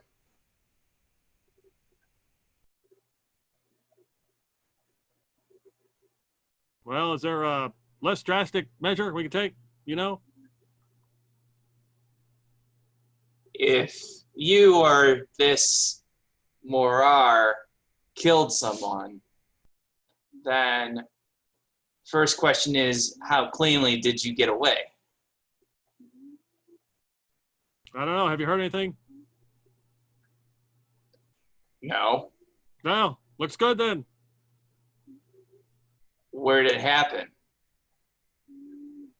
Maybe if it did happen. Now, if this is hypothetical, Church of the Silver Flame. Where? I can't remember where. Oak Bridge. Oak Bridge. Why in Kyber would you think that I would hear about that down here in Precarious? Because you know things.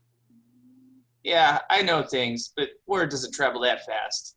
Yeah, but you always got your ear to the ground, and it helps because you're that short. Jofar, I like you for some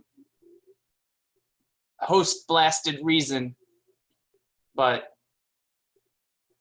don't joke about my height. Have you thought about lifts? That might help.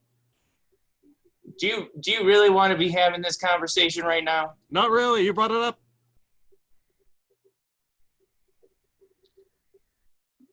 Look, you just gotta lay low. If you got away clean, do they know what you look like? Did anybody see you? Well, it was a big crowd. All right. So maybe best thing to do is just get out of Sharn.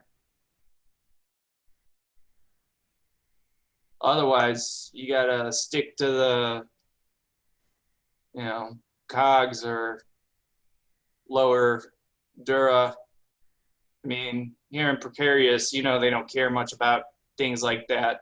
Right. But if you really killed someone, and if you killed someone in a respectable neighborhood like that, especially a priest, they might look for you down here regardless. Would it matter if he had it coming? Nope.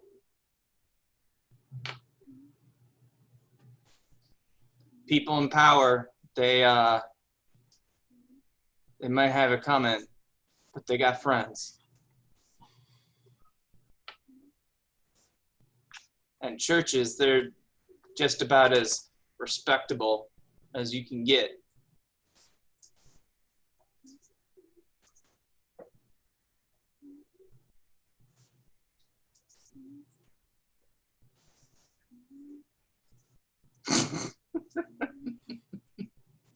Is there any groups down here other than your the one you described? Maybe some temples, cults? For what? Maybe help me out of this situation. Well, what Maybe kind of help less, are you looking for? Are you looking to smuggle yourself out of here? Are you looking for temporary disguises, or what is? Yeah, what I'm is looking it that you for want? disguise would be good. Any memories of this Morar would be good to get rid of them. Just kind of erase them right out of my mind.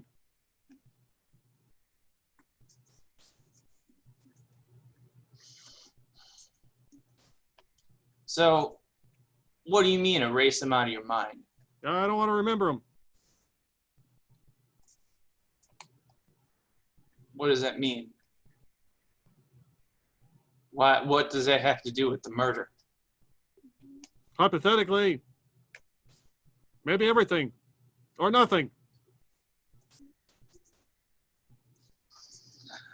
Look, I wouldn't trust them poking in my brain, but they say those Ryadrans, they have abilities that Is there more than one? they'll scramble your eggs, but I mean, if you're looking to forget something, Is it a bed and breakfast? What is this place? no. Come on, Jofar, you lived in Precarious all this time and you don't know about the Ryadrans? Nope. Oh, Balinor. So, you know Ryadra, right? Do you know? No, I should just assume you don't. So, Ryadrans are people from across the sea, back over in Sarlona.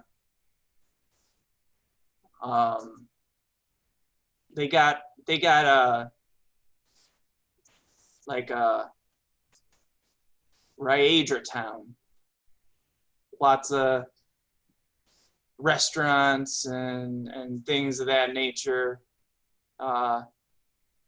Strange, because even though it's down here in Precarious, it's probably cleanest area of the quarter. But you know, there are rumors that they got mind powers, but they're freaky.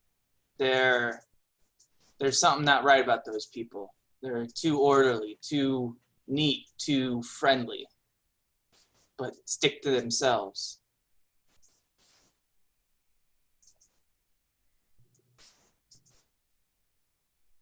Sounds good.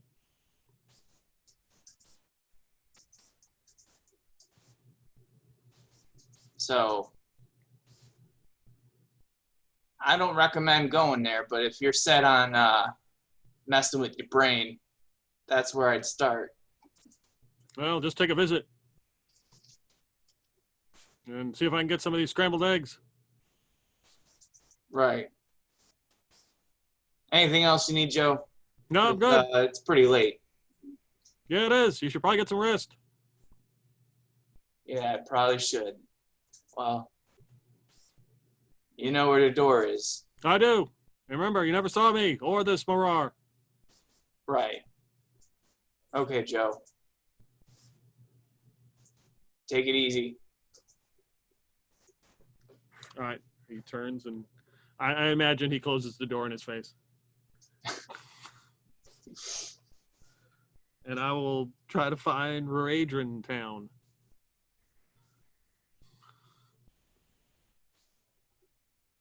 So, you want to do it this time of night? Why not? I'm up. you're also concussed and have a broken arm. Yeah, exactly. So it even makes more sense. At this point, for Joe, that's just a perk. He gets stronger the more damage he takes.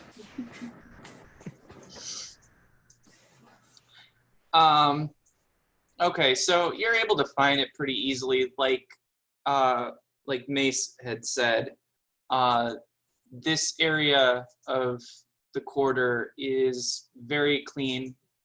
The streets and the dwellings are orderly. There's not a whole lot of people going up about their business right now, but there are a couple of the Rhaedran cuisine restaurants that are open. And then but most of the other businesses seem to be closed for the day. Do I stand out in Raging Town? The fact that my arm is hanging and I'm all bruised up and my clothes are tattered and torn and because I've just fallen. Yeah, okay. So one of the things that you notice about the Rhaedrans, like I said, there's not many walking around, but the few that are, they all seem to be wearing the same kind of clothing.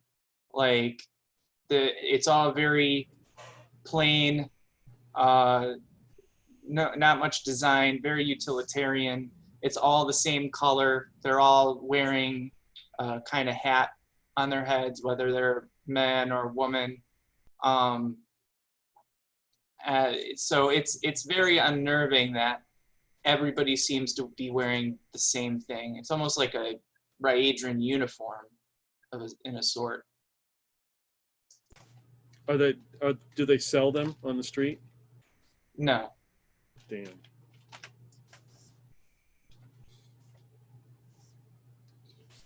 Okay. I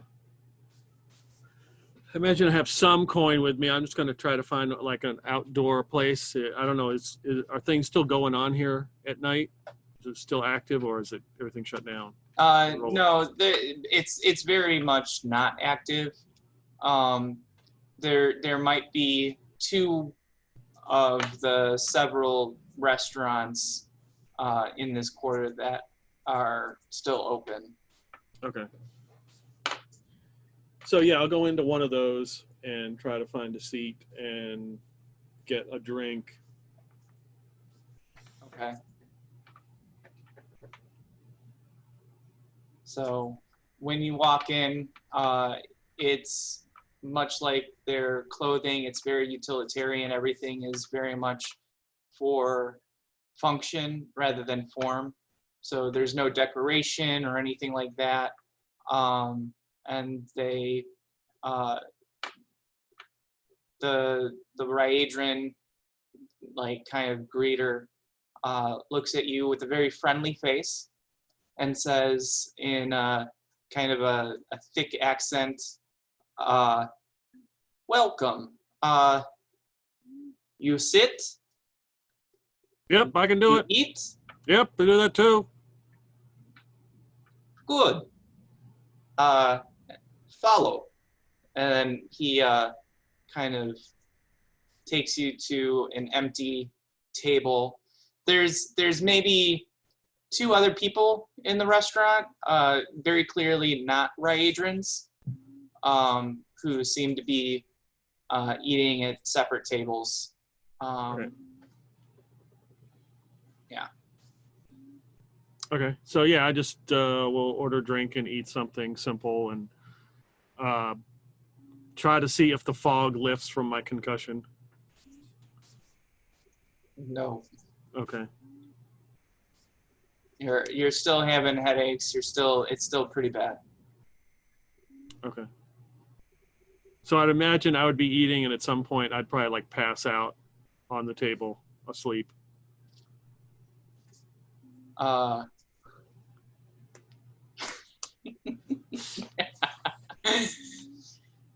So the waiter comes to you and says, no sleep. You pay, you go. I haven't finished yet. You pay, you go. No sleep. I just reach in, give him some, give him a Galifar or whatever it is, Galifar, and A sovereign is probably plenty. okay, yeah, I don't know. It's a Galifar. It looks good. Yeah. I'll give him a Galifar. Okay. So you give him the Galifar, and he's like, his eyes widen, and he gets a smile, and he says, "No, you sit, sleep, okay." Where can I get one of those? And I point to the uniform he's wearing. Oh, how you say, we make. Yeah, how much it cost? No cost. We make. Okay, good. Make one. I need it. You need? Yeah. You clothed. You have. No, need something new. New? No rips. No tears. Good clothes. Good. No.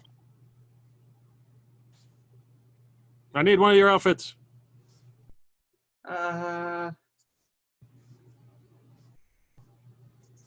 You can see that he's very confused by this question.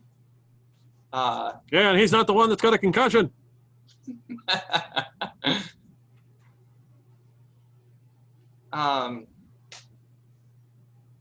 You want cloth? You want cloth? Yes.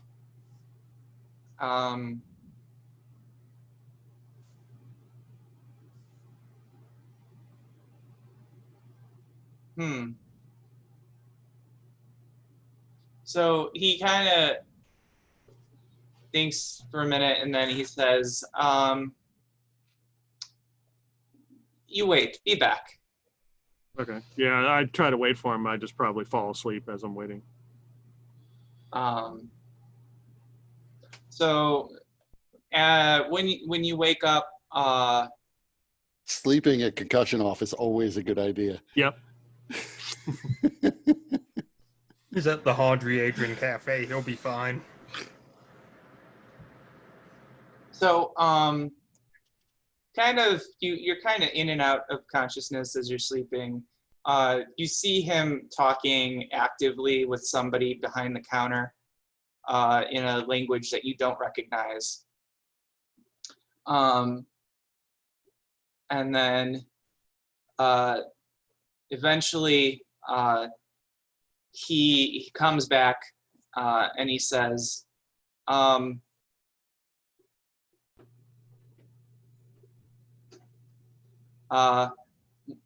more coin? You close. I just take out another Galifar and put it on the table. Huh? Oh, I thought you said something. Alright. So, oh, that's not. Oh, okay. That's not. She doesn't think that's enough. I thought the guy was turning around to say to the other guy behind the bar, I can't believe he's paying his second gold. Talking to the other guy, hey, call the cops. This guy's fucking nuts. So he goes in back and then he brings out some clothes similar to what he's wearing, and he says, you close, and he kind of hands them to you. Okay. All right, so I get up, take the new clothes, and find a place to change somewhere. Okay. So yeah, you walking out, I mean, there's a couple of alleys. Unlike many of the alleys in Precarious, these ones are actually well lit. There's actually like they constantly have, like, there's no ever burning torches or anything like that, but they're very meticulous about making sure that the lights, the flames stay on. So there's people that are kind of in charge of doing that. At least you assume. but so it's hard to find a place that's like hidden from view, but you're able to find an alley and change, even though it's like it's not really hidden, but it's out of the way. Yeah. So because we were wearing like exterminator outfits, weren't we before? Yeah. Yeah. So yeah, I just kind of ditch that and throw it, stick it behind a bin or something, Okay. and put on this new outfit so I fit in. Okay. And probably still groggy. I'm going to try to find some place that I can take a nap, like a bench or something. And probably try to sleep the rest of this off.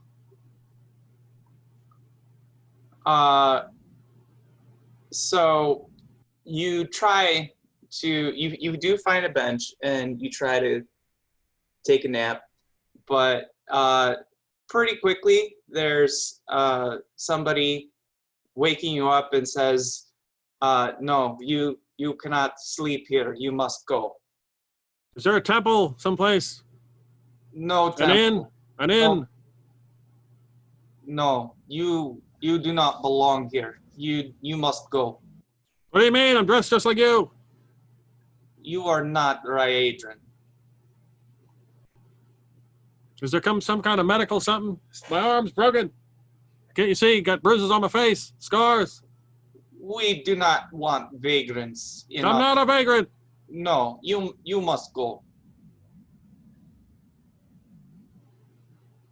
You got a temple or something? No temple. Not for non-Ryadran. How does one become a Ryadran? You are not Ryadran. We've established that. Yes, so you must go. You cannot become Ryadran. Why are you here? This is not place for a vagrant to sleep. I'm not a vagrant. You are sleeping on bench. You're because you don't have it in. No, we do not. Not for non-Ryadran. So what do you do with non-Ryadrans? We have restaurants. We have the trading center. What do you do? Just kick them out at the end of the day? Tell them to leave?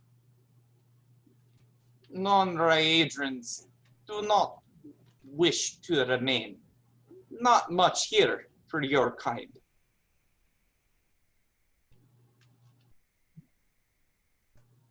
Look, what are you doing here? Why you not sleep That's a good question. elsewhere? Banging my head. Kind of fuzzy.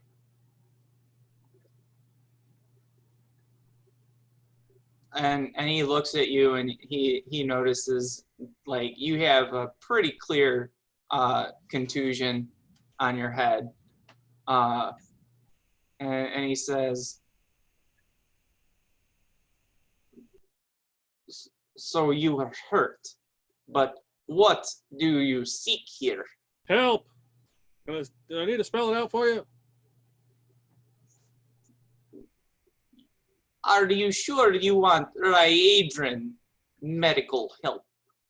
Very different than what you may be used to. Are you saying I'm scared? Because I'm not scared. No, not about scared, about culture, different.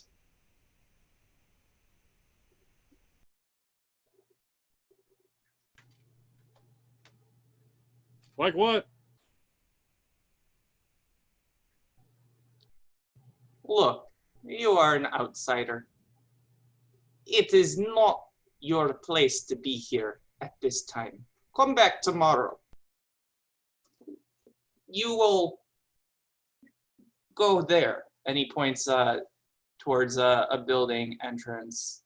And he says, if you really want Ryadran help, you go there. But come back in morning. What time? after 9.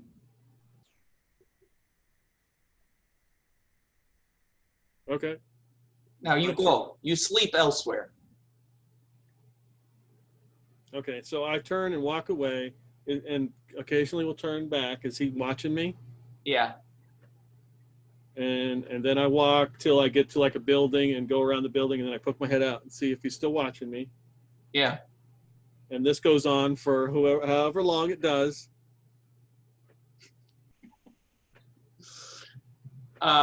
Eventually you're able to walk, and he's not like following you, but he makes sure that you're gone Okay. from at least that immediate area. Okay. So however the entrance to Raedra is, I just walk like literally one step outside the entrance and sit. Okay. Yeah, they don't bother you there. Okay.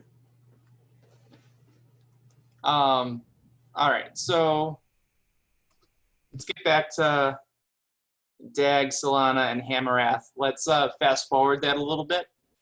So Hamarath has described, what he can do as an alchemist, his skills. So you guys have a pretty good sense of his capacities as an artificer. So you guys make an agreement. Hamarath, you'll come back sometime in the morning. And then in the meanwhile, you guys are working to try and get some sleep because it is late, and Dag, you're probably pretty exhausted with your broken hands. And Solana, you're probably good to go, but it's probably good to get some sleep.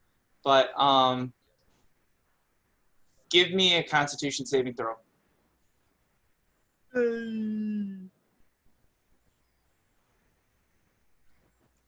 You're talking to Silhana, right? Yeah. Yep. Okay. Roll the dice. Make sure you put your mask on before you go to sleep. I plan on doing so. That is a 19 total. Okay. I'll never +1. So the change that would normally happen, it's not really going on. You can feel some things kind of going on inside of you. It's incredibly uncomfortable, but you kind of know that the curse is trying to bubble back up. I'm putting And the mask whatever on. protection, and whatever protection that Sharp has arranged is starting to fade. I lie down in my bed, thinking to myself, I hope Sharp's okay. Have you put the mask back on since Hamarath has left? Yeah. Okay. When he leaves, I put it back on. So actually, when you put the mask on, you notice that that kind of bubbling, it starts to quiet a bit. It's still there, but it's suppressed even further. Okay. And then you sleep in it, you say? Yeah. Okay. So as you sleep, you have some really weird dreams. Dreams of seeing it, like it's not coherent. It's mostly flashes of seeing yourself kind of outside yourself. There being multiple versions of you, some of them looking like were-rats, some of them just being giant rats, but you still have this sense of connection that it's you, and kind of this violent collage of scenes that are kind of indiscriminate, but it's unnerving. And when you wake up in the morning, you're completely drenched from night sweats. give me a perception check.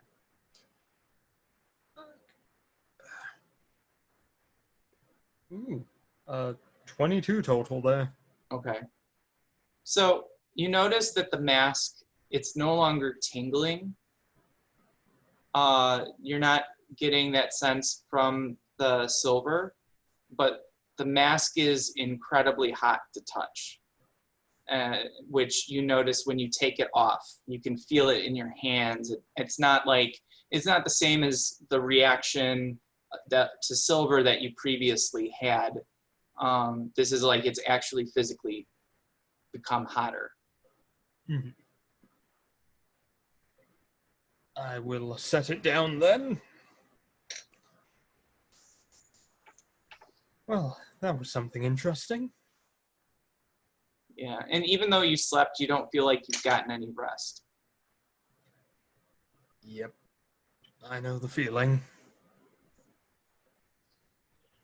Well, okay then. I'm gonna get up and check on Dag. Yeah, Dag, how was the night for you trying to sleep with broken hands?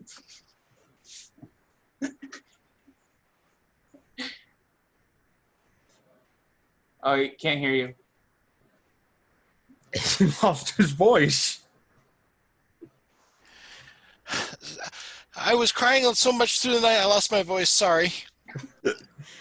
I don't know. Was I asleep? Was I passed out? I don't know. I don't feel as exhausted, perhaps, as I did yesterday. Perhaps. Oh, you had levels of exhaustion, didn't you? I died, or I think one level of exhaustion, right? That's how your thing works? Yeah. Yep. So, because of your hands, we'll say give me a Constitution saving throw. See if you're still exhausted. Okay.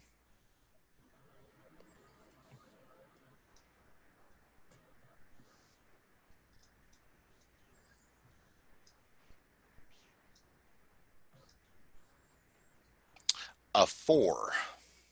Okay, so you still have that level of exhaustion. Great. I was tossed and turned all night. I didn't hardly sleep at all. Know My how you feel. hands. Is Sharp gonna fire me? I just won't be able to do anything. No, we'll get your hands better, don't worry. Sharp isn't a completely heartless monster after all. Oh, well, do we really know that? Just mostly. How Not are completely, you? though. So while that argument continues on between Solana and Dag, we're going to shift over to Kurt. So you wake up exhausted after this night of fighting off the curse. So I will first I'll take off the clothes I'd been wearing and put on my normal clothes again. And then at half speed, because of 2 levels of exhaustion, I will start the 4-hour trek probably to get back up there. I mean, if you have money, you can easily get a sky coach or something. Yeah, it's probably better just to hoof it. No Okay. trail. And then at some point when I can get like near a ledge where there's like not a lot of people around, I will probably throw my old clothes over the side, let some poor schlub in the lower levels have them. They might be better than the rags they currently have. And then I will make my way back to the Sparkling Alchemist. Okay. So as you get back, you see that Solana and Dag are having a bit of a argument about how you're going to react to Dag's hands. And then they turn and see you. Has Jofar made it back yet? You're the first one. Though we did meet someone who is actually willing to help work here in exchange for some assistance with the problem. Okay, we probably need to figure out if Jofar's been grabbed by the City Watch. Also, I almost basically did rat out last night, but I was able to retain control of myself and locked myself into our old office. So I'm hoping you figured out how that mask works. Is it just you pop it on and you're instantly healed in a flash of dazzling colors? I wish so. Unfortunately, it's more of a tingling sensation, and I don't know if I'm healed. I wore it all night, and as you can see, it's it is, I don't think it's quite cured me yet, but it certainly had some effect. Well, You probably need hopefully. an expert. I don't think there's such a thing as an expert in how this mask works. And the only other cure for lycanthropy is death. So the experts probably won't be that useful. I'm kind of hoping it really did enough to tide you over, as I think I may need the mask tonight if I'm going to avoid becoming a were-rat. That I can definitely get behind. But first, we have to decide. Are we going to look for Joe, or are we going to wait here? We can't exactly leave Dag here by himself like this. Right. And there's a good chance I got hit in the back by one of the guards with some sort of tracking goo, some sort of magical substance that I think burned its way into me so that they could identify me later. Now, I would say all they actually have me on is I tried to talk a killer into not killing anyone else and running, which I can probably not incorrectly play off as, first of all, he was clearly possessed by some sort of evil spirit. I think that is actually true. It's just, I don't think it was a demon. I think it was his own internal demon of a sort. I was legitimately afraid he might go around axing people who just happen to be in front of the church because it's Marar, and that seems like a very Marar thing to do. But I ultimately convinced him to leave people alone. He did kill a priest, though, so they may be focused on him. At some point, they may come looking for me, as I don't think just changing my clothes got me out of the magical hold that they put on me. Well, So I don't think I should stay here all that long. Would you like me to take a look at your back and see if it's on your skin? Yeah, sure. So I'll take off my tunic and my shirt, point out where I got hit. I will examine. So you don't notice anything looking at the skin. Okay, where he pointed, I'm going to put my hand on there and see if it feels different than the rest of his back skin. Nope. Nope. Well, I don't see anything, but I'm not an expert on this magical stuff. Dag, we're going to need to get him to a priest, and probably not a priest up here, as we don't want to necessarily. We're going to have to come up with a cover story for how you broke your hands, Dag.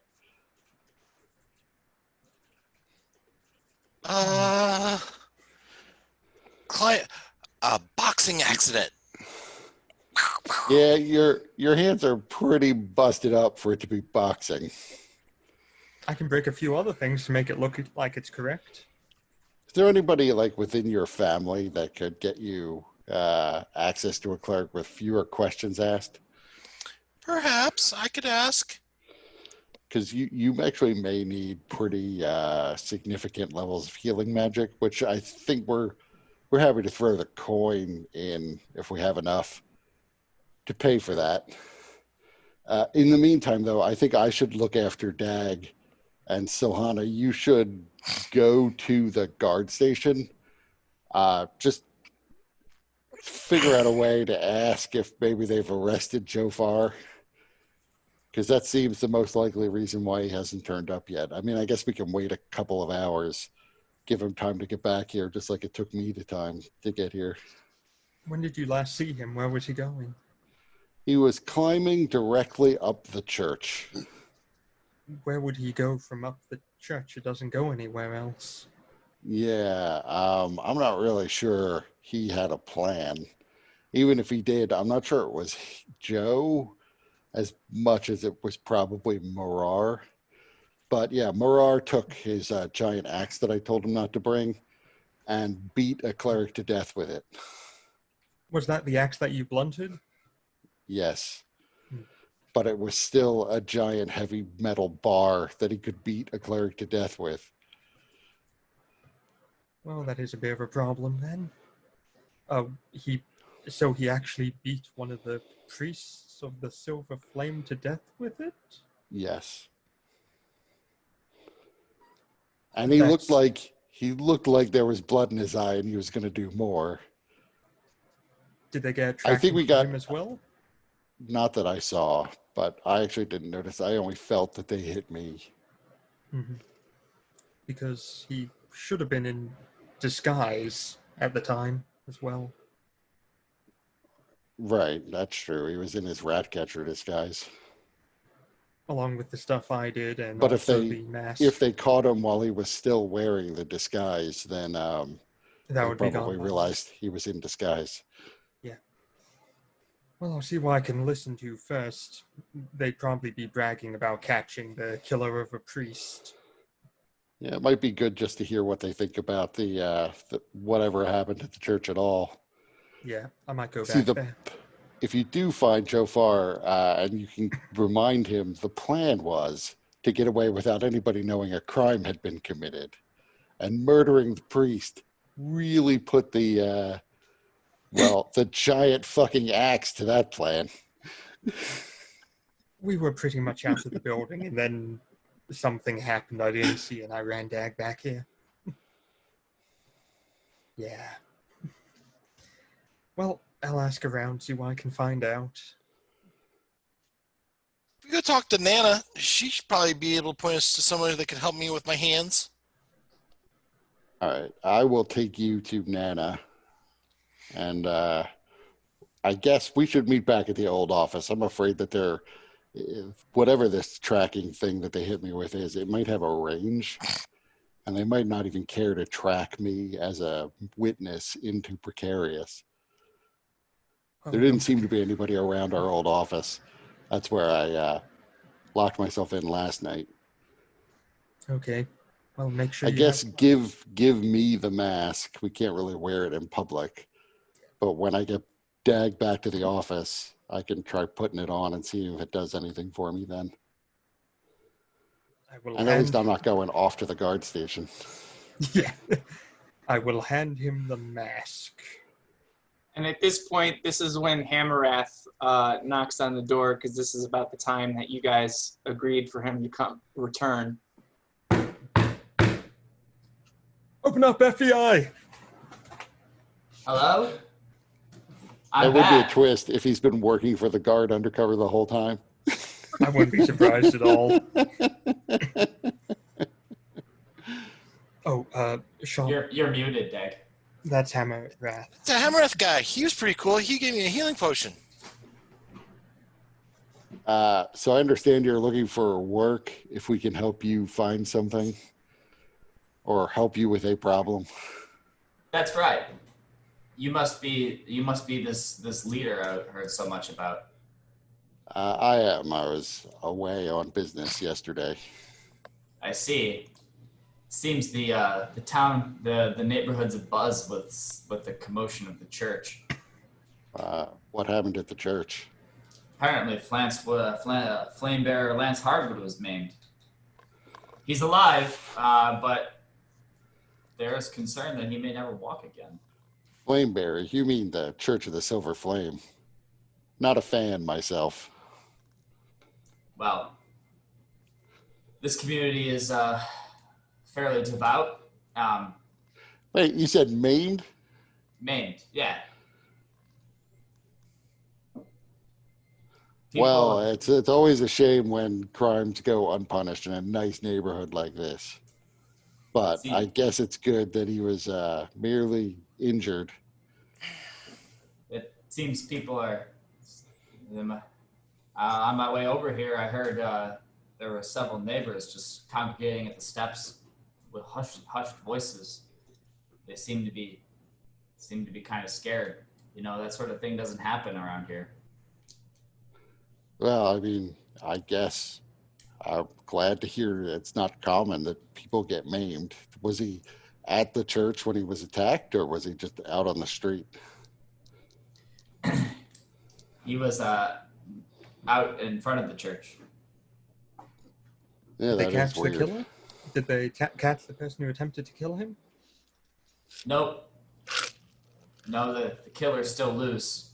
Any leads or Or anything? not the killer, the attacker.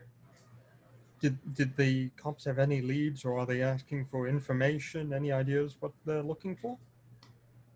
All they're telling us is that they're just looking into it, which of course means that they're not doing anything because probably pretty useless around here. I mean, how good do you expect the cops in the neighborhood to be like this if they don't really see even people get maimed? Sounds like they could use an investigator. Yeah. Yeah, we Good might thing be it- able to good find thing- the good- guilty party. Good thing you guys moved in. This is, man, things are really looking up for this neighborhood. Maybe we can get a contract to go find the killer.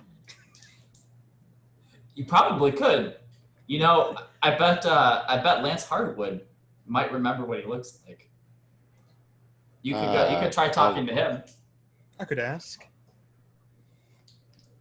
Well, first things first, you may have noticed or not that our little friend here has been injured in a boxing accident, and I think we've got to help him out first before we go get on the hunt of some potential maniac who maims priests in the street. God, that reminds me. Have we come up with decided on a new name for the company with the reconsolidation and the restructuring? I have thrown out a few ideas, but I'm open to others. Well, I mean, I like leaning on the history of the building myself, but Yeah, but we're neither sparkling nor alchemists. I'm an alchemist. Okay, new guy is an alchemist, but the rest of us, are you sparkling? Because we need a sparkling alchemist to make the name work. literally, if you look at Silhana right now with all the sweat she's covered in, she's sparkling.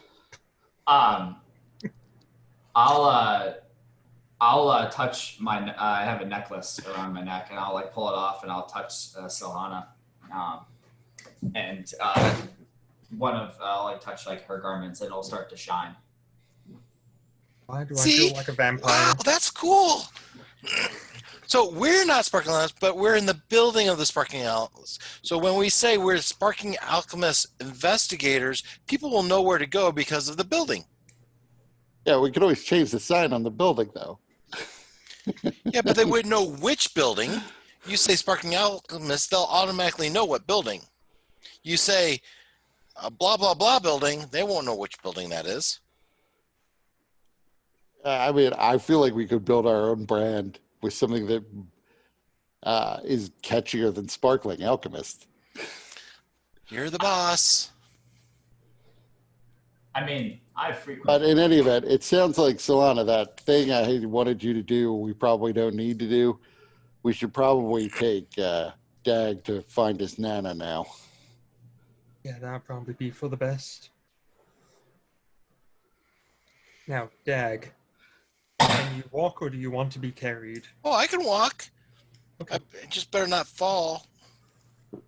Yeah, let me bandage those up for you.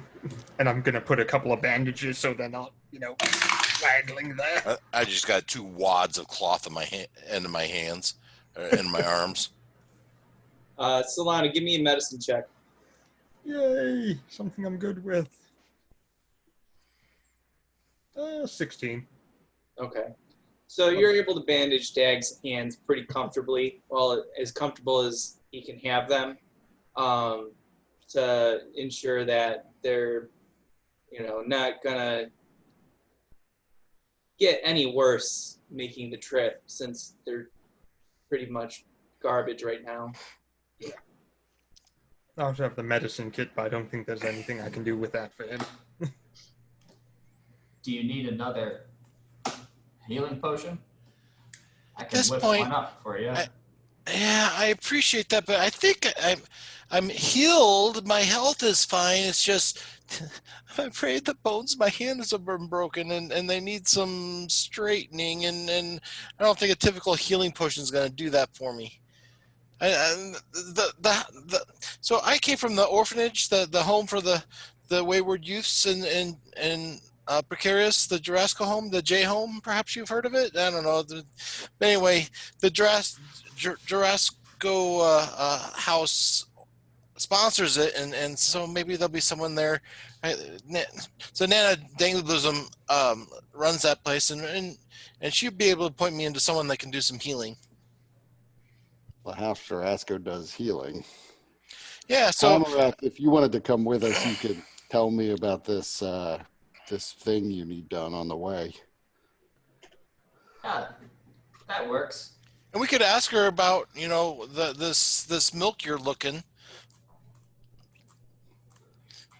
Just gonna say, it's gonna take us a while to get there. I am pretty tired from my travels, so I'm moving pretty slow. Dag, if you need to get a drink of water and go to the bathroom, we should do that here because it's going to be hard with your broken hands for us to help you out. You want to tie my pants first? I will I do can't that. do it. I know. I got it. All right. I'll go find the pot. Take care of business. Okay, well, let's go. So I will let Dag give us directions on where we're going. I was just around a block from our old office. That's like 4 hours away now. That's okay. I'll hail us a taxi. Why were a taxi? Why not? Isn't this New York? So we make our way back. Okay.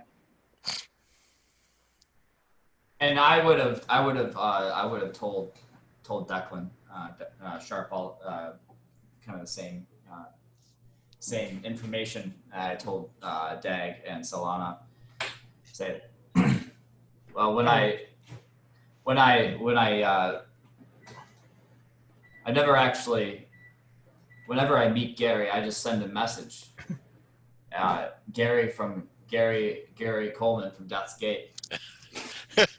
And the message the letter always seems to find him. So I'm guessing that someone down there knows what to do with it. Also, we have to be careful about asking about Harpy's milk. It should be pretty safe to ask Nana about it. She'll warn me. That would be good. Yeah, at some point we're probably going to have to put our necks out a bit, especially if the Dask are controlling the manufacture of this stuff. I think before that we're going to have to do lunch. All right, so you guys get to Nana's.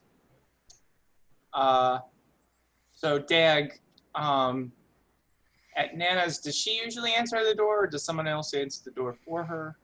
It'd probably be somebody else. It could be any of the orphans.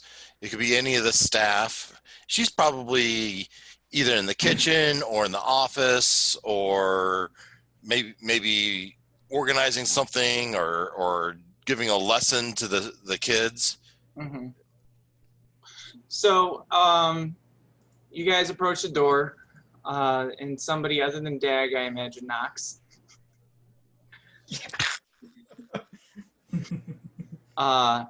And one of the other youth halflings answers the door and is like, "Oh, you, I've seen you before. You're Dag, isn't it?" That's right. And I may or may not. How you doing there, little Bobo? Good to see you. I don't suppose there's Nana around? Yeah, whoa, what happened to your hands? Yeah, I got in a little accident. Basically, you should never go boxing against someone made out of stone. Don't do that. That's my lesson to you today. Now I should talk to Nana. Yeah, I don't think I needed that lesson because that makes a lot of sense to me. But Doesn't it? yeah, I'll go get Nana. Here, come on and you can sit in the sitting room and I'll be right back. All right, thanks. So he invites you in. He shows you to the sitting room, which is kind of like a nice little library with some books in it. And then soon Nana comes in and she says, "Oh, Dag, what happened to you?" Yeah, well, I was kind of on a job and ran into some security, and that security might have been made out of stone. And, well, they got my hands pretty good. Oh, man. Yeah, I'll say those look really badly broken. Do you have any idea how to fix them? How I can get them fixed? I'm afraid I'm going to lose my job if I can't have my hands.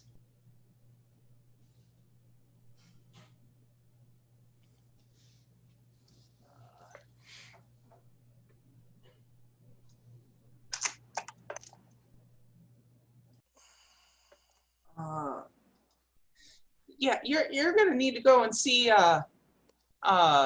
Stonearch, or no, not Stonearch, Glassarch. Mr. or Doctor? Doctor isn't really a title. All right, Mr. Glass Arch. Yeah, Glassarch. Okay, yeah, I thought so, and I would know where he is, or Yeah, Glassarch to Jurasco. Yeah, I'll need to get somebody to escort you. He's the best healer here in Sharn, in Hearth's Jurasco. I'm pretty sure no one but him could really help you there. thanks, Nana. I appreciate it. I do have another question. We had another client come in, and he was looking for something called herpes milk. Do you know anything about herpes milk, or know anyone that does? It sounded like it might be a drug, but I don't know. What do I know, right?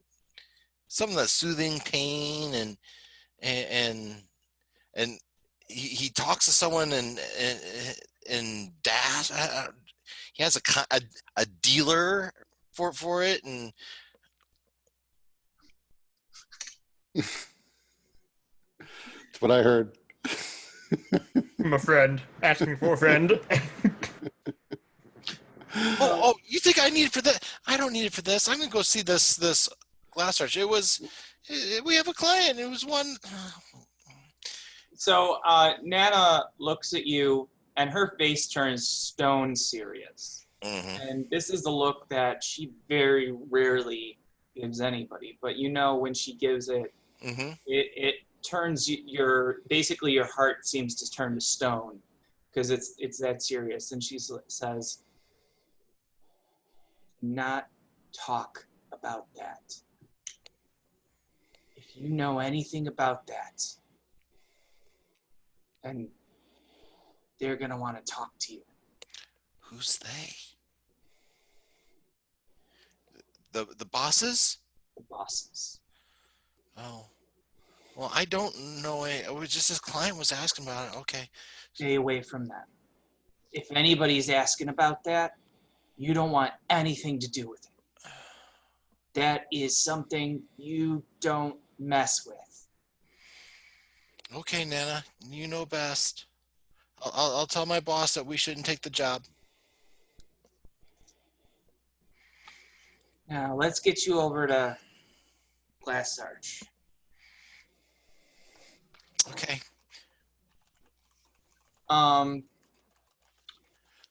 So And before we do though, I made a little money in my pouch here. Why don't you take out 10 dragons for a donation? because Dag, you're gonna need that probably. I just like to support you guys. I know, but you've done well by us, Dag. But with your hands like that, you're probably gonna need every copper for Glass Arch. No, thank you, Nana. So before we do that, Jofar. So you woke up outside of the Ryadran town, Ryadra town. Mm-hmm. Your head is still foggy. Your arm is throbbing. The pain is like unbearable. Now that all the adrenaline is worn off from the chase and everything, you're starting to actually feel your injuries for real now. All right. I wander back in and try to remember where that guy said to go. Okay. So now at this point, Raedra Town is much more active. You can tell immediately who's an outsider and who's not based on how they're dressed, but there's a good amount of people that are kind of walking around. There's lots of, now that it's the day, you see many people who've put out carts, kind of bazaar-like or marketplace-like, selling exotic fruits and exotic wares that are Raedran that you can't really find many other places. You eventually make your way to the place that you were told to go, and you open the door and there's a bell that rings announcing your presence, and there is somebody comes through like a beaded doorway, and it's somebody very much dressed in the Raedran garb, and he looks at you and says, "You are injured. You have come seeking healing?" Yes, I have. And then you see him kind of, his eyes roll back in his head, and he kind of goes like this, and he says, "You have come for more than healing. There is something in you, something you wish to remove." Continue. "You have come to the right place.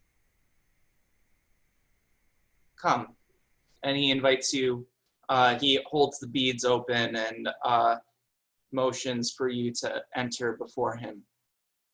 Okay. And in there, it's a pretty plain room, but there's a very comfortable looking leather chair that kind of reclines, similar to maybe a dentist's chair. And he motions, "Sit." Yeah, that looks a lot more comfortable than the hard ass ground that I was sitting on all night. So yeah, it's great. But I would expect this. That's how they treat fellow Raedrans.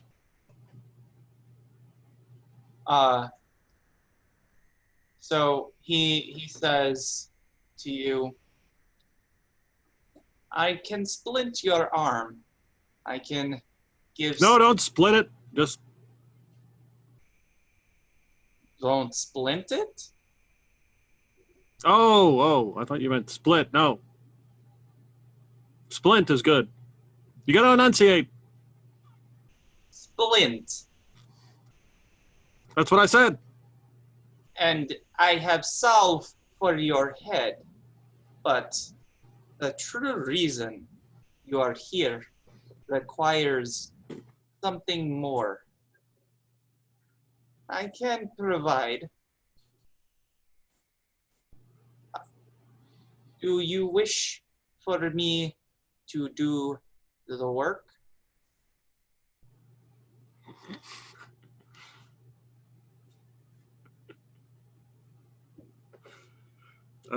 Define the work. You will take a small nap, and you will feel better. Sounds good. Ah, very good. And then first he goes about splinting your arm. He takes a jar from one of his shelves and opens it. It's really foul smelling. And he kind of has a kind of scraper tool that he uses to take it out, and he kind of pastes it over the contusion on your head. Stinks really bad. It's got to be the good stuff then. It's all organic. But it does kind of feel pleasant on your head. It's kind of like a cooling sensation that kind of runs down into your scalp. And then he produces a vial from another shelf that is like an iridescent kind of purplish color. Its color slightly changes darker or lighter kind of on the angle. And then he gives it to you and says, drink.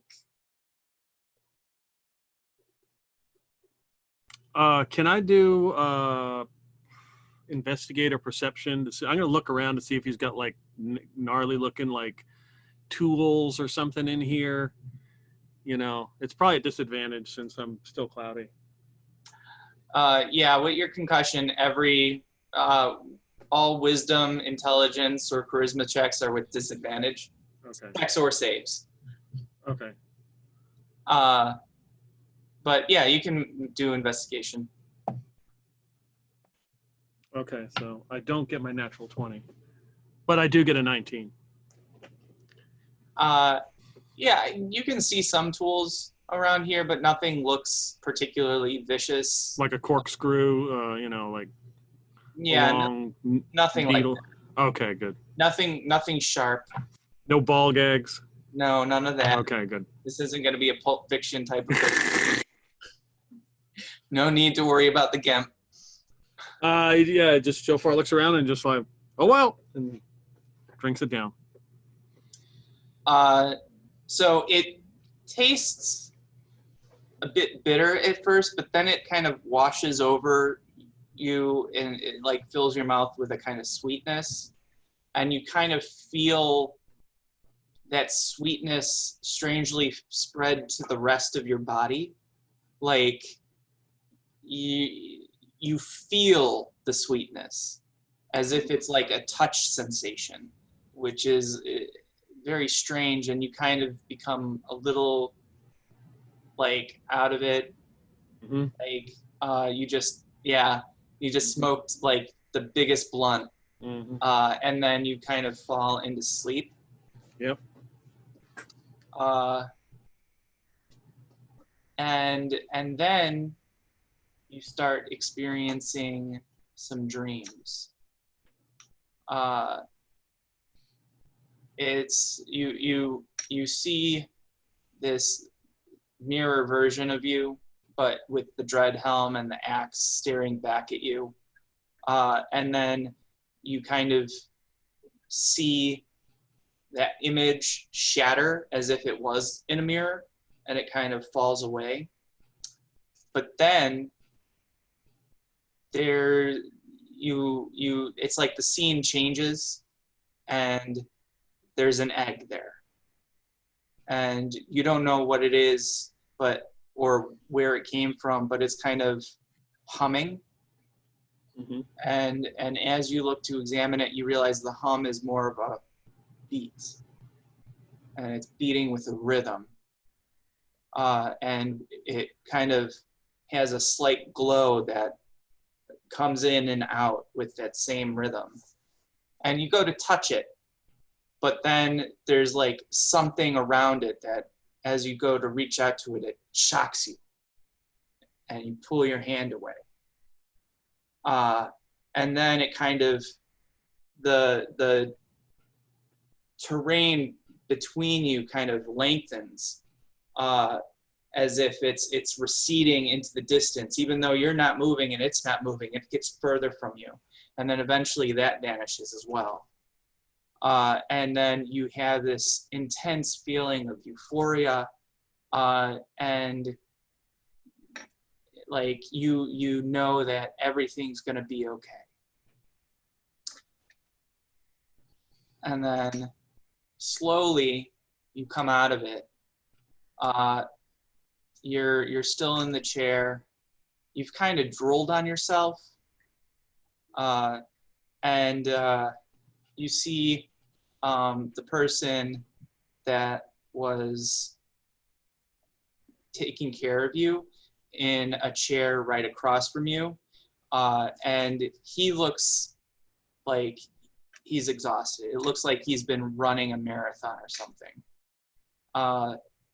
But you know, he doesn't appear out of breath, but everything else about him makes you think that whatever he was doing was fairly intense.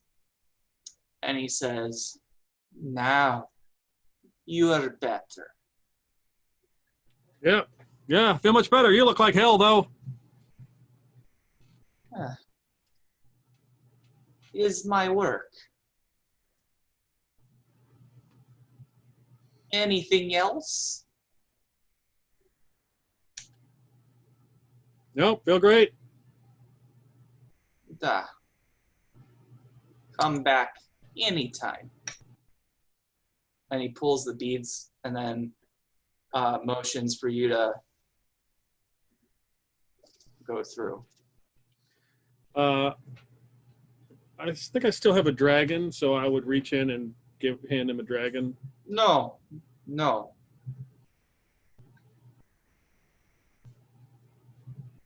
You sure? Very.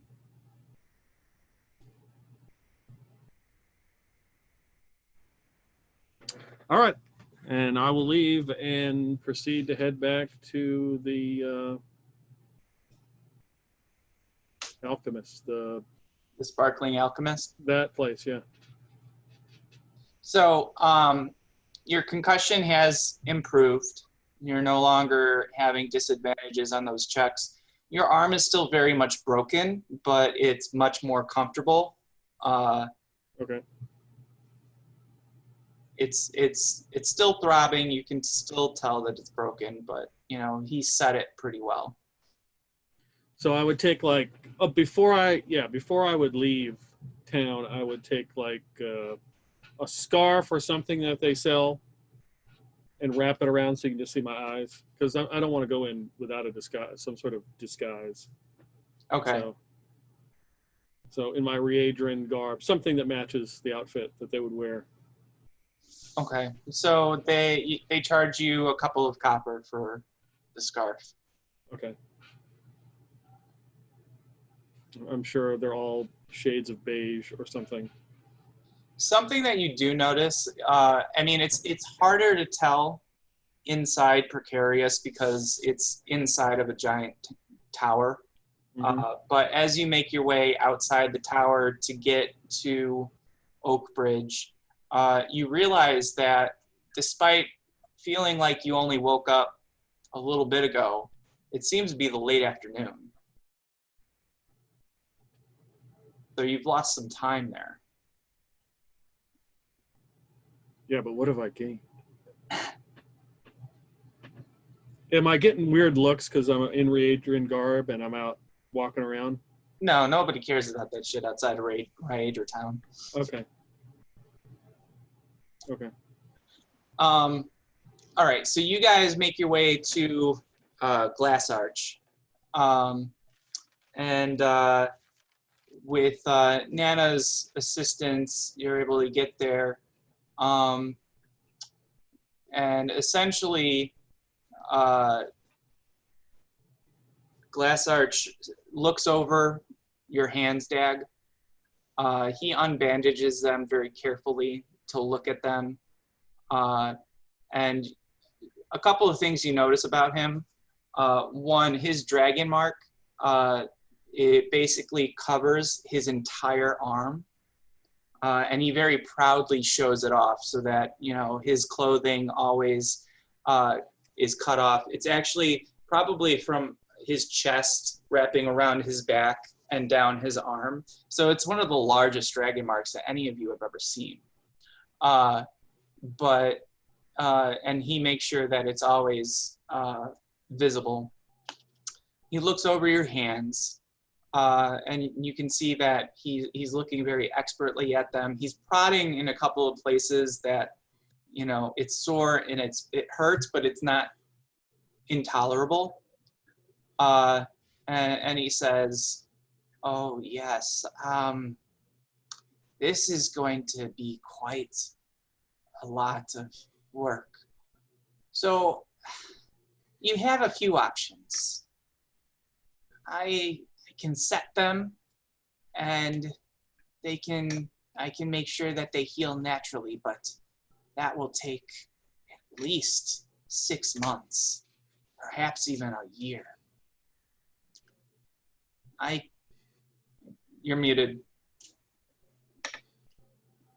I'm afraid I might lose my job. So I can do it faster using the power of my mark and my skills that I've acquired, but it's expensive. Even for one of Nana's proteges, it will require a week here and numerous castings of spell work made to heal and channeling the power through my dragon mark. All in all, it will be 150 Galifar for each day. 150 Galifar per day? 150? And that is considering that you are one of Nana's proteges. And how much does it cost if we take the long route? Well, I would need to see you regularly and make sure that the bones set well, and using some spell work. That would be about 5 Galifar per visit over the course of several months. So 150 Galifar for how many days? 7.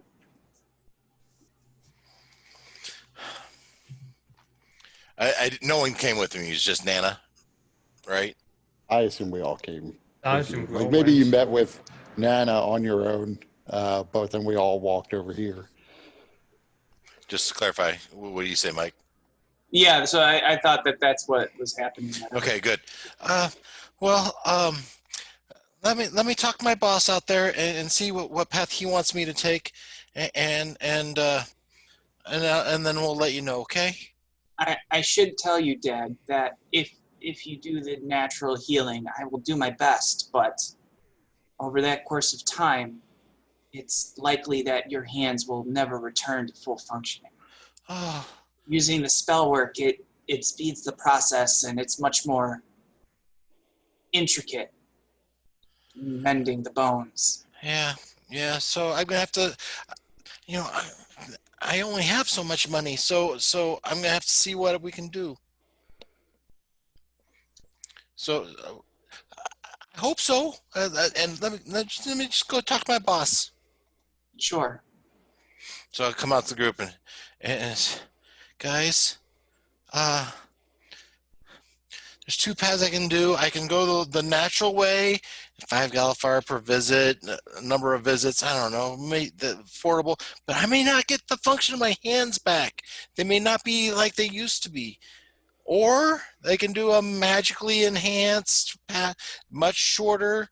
But that's 150 Galifar for 7 days. How long is the natural healing process? Like 6 months. Yeah, I think I can cover at least 2 of those days. I don't know how much money everybody has after the money we recently spent. I've got like 45 left. So 15 That's like three visits, And I've three got 3 days. I've got I've- 300 I can provide, so that's another 2. And I have 2 I can provide. So that's 7. Easily enough. So I'll pay let's it go back as I that route. can. Yeah, I'm sure. I'm sure we'll earn it back over the course of the work we do. So I wouldn't worry about it. All right, so I should go ahead and take the 7-day treatment. Yeah. Yep. All right, thanks, guys. I appreciate it. All right, Mr. Glassarch. We're gonna go with the 7-day treatment. Okay, very well. We will need to start immediately. So he basically takes your hands and begins kind of humming, chanting in words that are archaic halfling. So you can, because you speak halfling, you understand most of it, but it seems to be kind of nonsense almost, because it is an old form of the halfling language, and probably from a very particular tribe from the Talenta Plains. And you could see his dragon mark glowing. It's humming along with the words that he's saying, and you begin to feel a warmth flooding into your hands, which then is accompanied by painful cracks as your hands begin jerking, and you can feel some of the bones beginning to realign, and some of them kind of snapping back in place, but it's really painful, and you can see like moments of instant bruising, but then the magic kind of soothes over it, and the bruise kind of moves around your hand. And afterwards, he is sweating, and his breathing is increased. You have some more ability to move your hands a little bit, but they're still in a great amount of pain, and they're still broken. And he says, "That is all we can do for today. There is a limit to how much of this magic can be instilled at one time. Otherwise, Mr. the healing will not be complete." I just have to say that is the most fascinating mark I've ever seen. That your whole arm, and it was like glowing and stuff. Never seen anything like that. How do you get that ability? Is that something you're born with, or is that something someone can develop?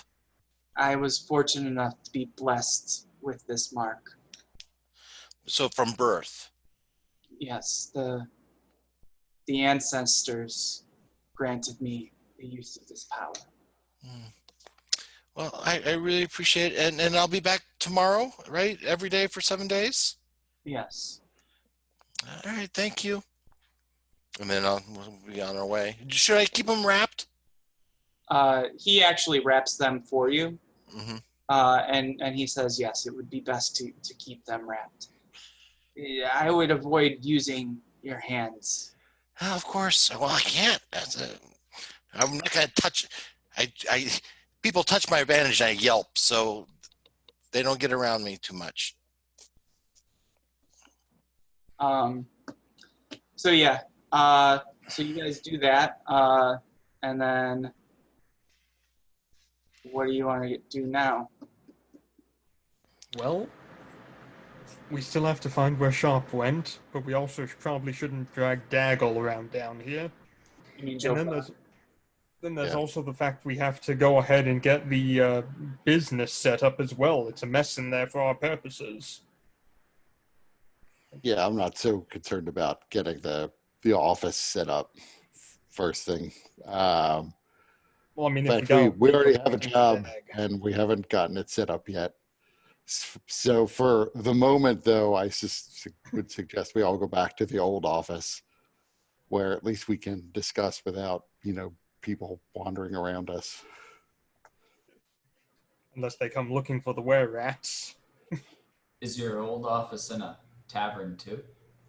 No, it's a shitty rundown building, but an office. That's why we were moving, in the process of moving. Obviously, as the new probationary member of what was formerly the Four Dagger Corps, you are sworn to secrecy. So anything we talk about, you're not allowed to share with anyone. That's totally fine. You won't hear a word out of me. Do we get to go? How often are we away from the office? I mean, most of our investigations will take us somewhere else in the city. Well, we're never away from the city for any period of time. Rarely, at least. It doesn't come up that often. All right. You have That's some good. restriction. You can't leave the city. No, I just don't like being away from my wife for too long. And she feels the same. So it's good to know. So So do you have kids? If you have a wife, where's your normal house? It's up in Oakdale. Because I have a feel. I Oakridge. have the feeling a lot of us are probably going to be living out of the office space in the upstairs areas, the rooms that they used to rent out. But I guess it's fine if you're right around the corner. Yeah, he's Yeah. at 1536 Triangle in Khyber Square. Yep. It's just around the corner from the new office. So when we get into the new space, without really being too concerned if it's going to scare Hammerath off, Sharp would say, "So yeah, I don't think I should go back to our new office yet because the City Watch may track me there. I feel much more secure here." Well, I mean, What? whatever marked you for some reason. Do you regularly get into that kind of trouble? All sorts of trouble comes up when you're in this line of work. You can never be sure.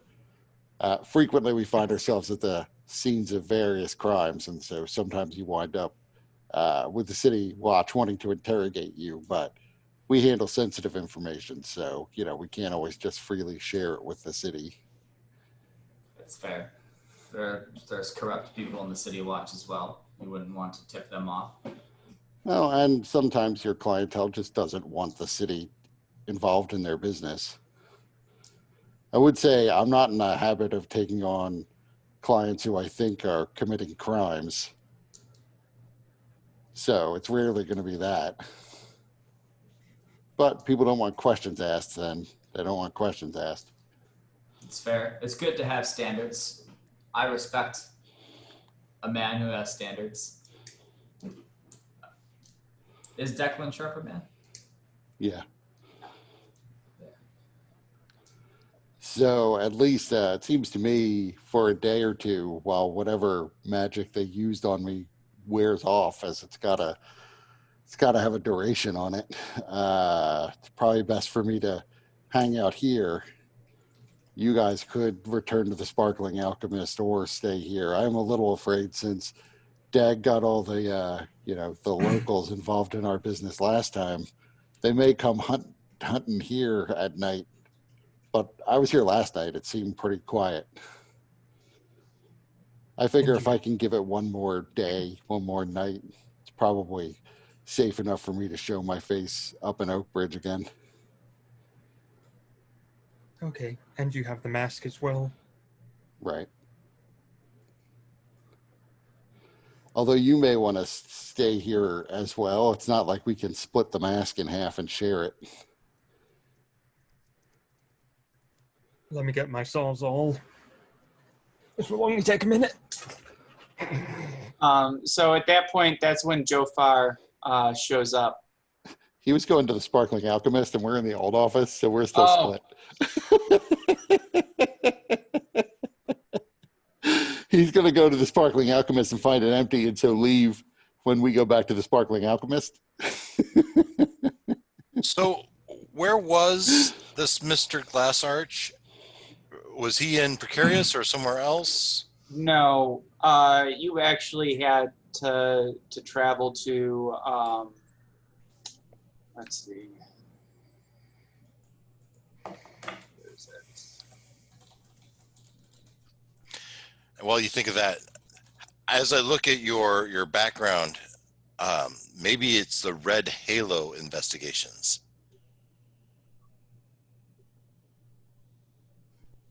I mean, that works too. Although eventually I'll change my background. But Oh, it's, fuck. it's a fair name.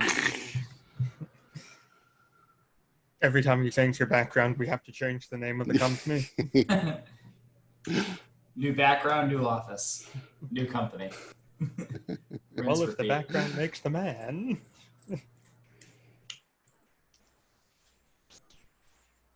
Interesting. So you guys actually had to travel to Death's Gate. That could be That's Scaramouche investigations. Death's Gate. So as we went there, So that's an adventurer's quarter in Middle Tavick's Landing. It's fine. So you guys feel fairly at home in that area. There's lots of adventurers going around. There's lots of taverns and everything. It's one of the reasons how Strasco set up its Sharn headquarters there, because, you know, adventurers and healing go together like peanut butter and jelly. yeah.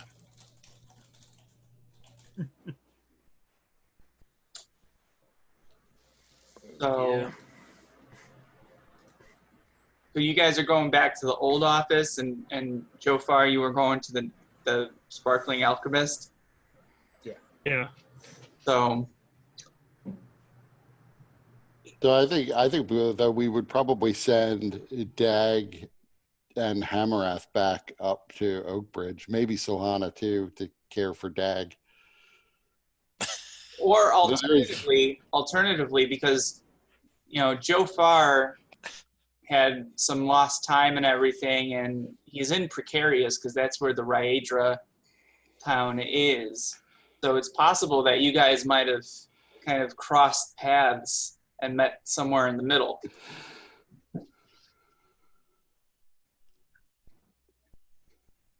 Yeah. It's up to We're Joe keeping the Farr. party split. Yeah, I see yeah, I guess if I see the group coming, I realize I've already been replaced. He leaves. Just goes back home to his mother.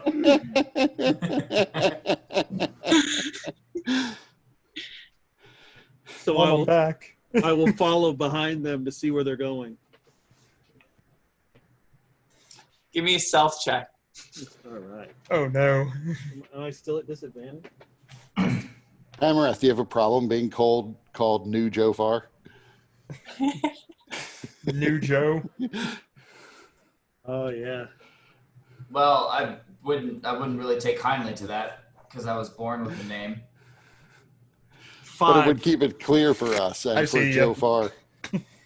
So it's very clear, you know, that you guys, somebody tripped over a garbage can or something, and then, you know, you look back and you don't see anything, but as you're looking, you see Jofar poke his head out from behind a corner, and then you guys kind of lock eyes for a second, and then he tries to go back.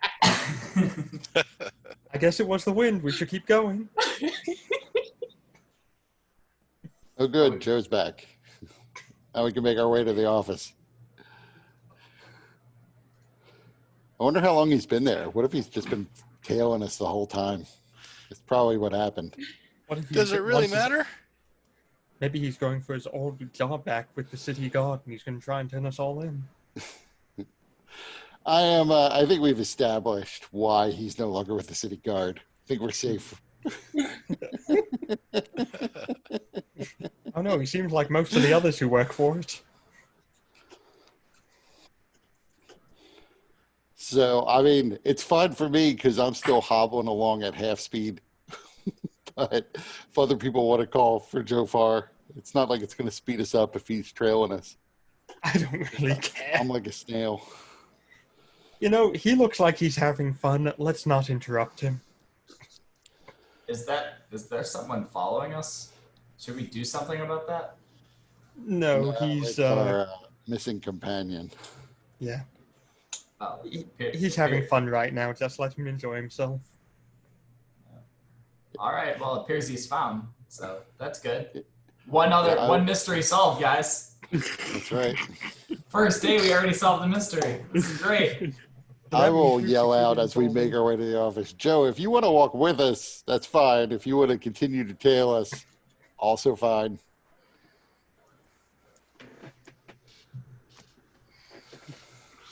And I walk up to them.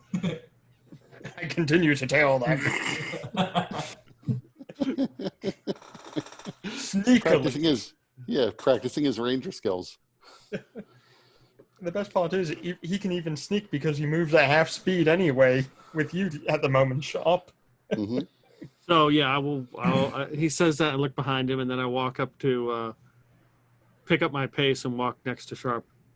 Is everything okay? Is this good? Is this guy? He's a new potential member. He's joining us while we look into a problem he's having, and then maybe after that. Maybe after that we'll get a paying job again. So did you get what we were after? That job is pretty much complete, I think. But we still got this mask, and we don't know exactly how to use it yet. So, any trouble on your end? No. Nice outfit. Strange paste on his head and his splinted arm, by the way, and the weird clothing that he's wearing. Yeah, I look at his arm and say, like, no trouble at all. Nope, I'm good. Never better. All right, then. Make our way back to the office. By the way, Joe, you should go with Dag. Silhana should stay here so that we can both try to use this mask. Dag is going to need help with, basic things until we get his hand healed. And maybe when we go back tomorrow, we can look at getting whatever didn't happen to your arm fixed. At that price? Are you kidding me? Well, actually, by the way, so I made a mistake. That would have been full price. So the actual price is 700 Galifar for a Dag. Oh, hey. I have to figure out what that is. So that's 100 Galifar a day. Yeah. Yep. So if you and I both give 200, Kurt, then you can cover the other 300. Would that be correct?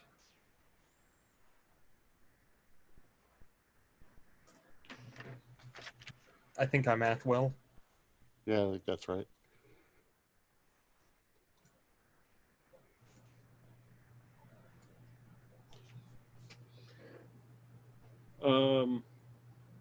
So yeah, what does Dag's hands look like? Is it obvious? Oh yeah, I mean, they're bandaged balls of completely bandages. Okay. They look kind of like snakes. It's a mess. Well, actually, so the way that he bandaged them, they're less balled up and more like tennis. Jazz hands. They're jazz hands. Yeah, he put something that kind of resembles a tennis racket or something under the palm, and then your hands are kind of woven and wrapped into it very intricately, almost like that thing that they weave around your hand for the bullet ants with those Amazonian tribes, except this is made for stability to keep your hands straight. I mean, they are halfling hands, so like a ping pong paddle could do yeah. it. Of course. By the way, Mike, I have a whole thing about ping pong that I want to discuss for Solomon. We'll get into it later. Okay.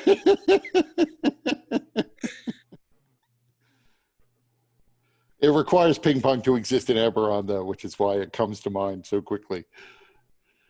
I'm sure there's some kind of equivalent. I will say I figure ping pong does exist, and ping pong is just the gnomish name for it. Table tennis being like the common. Mhm. I like that.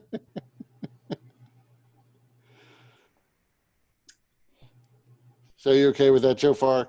You okay with taking care of Dag for a night? Yeah, I'll do it. Thanks, Paul. Careful, Sharp. I think he wants to be adopted by you. I was talking to Paul. I was talking to Joe Farr. What do we call? Maybe he was the effort I had in my notes.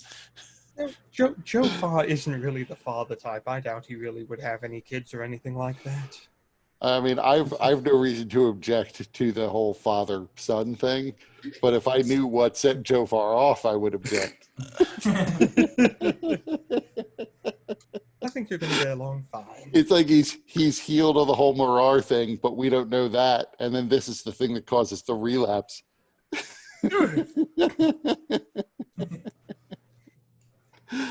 Gonna have to go to another AA meeting there, Joe. So for Sohana and Sharp, he would suggest that we just, wander around Precarious until it starts to get dark. That way, if anybody does come to the office, we're not there. When it's dark, though, probably we're going to need the shelter. What time of day is it right now? It's probably close to evening now.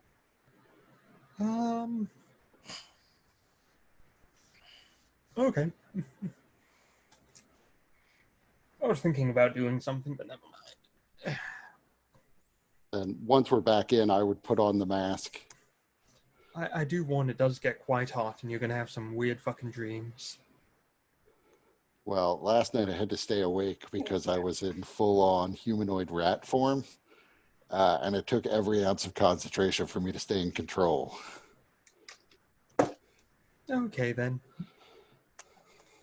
This should probably be a bit better for you, then. Well, good night. I'll try not to kill you.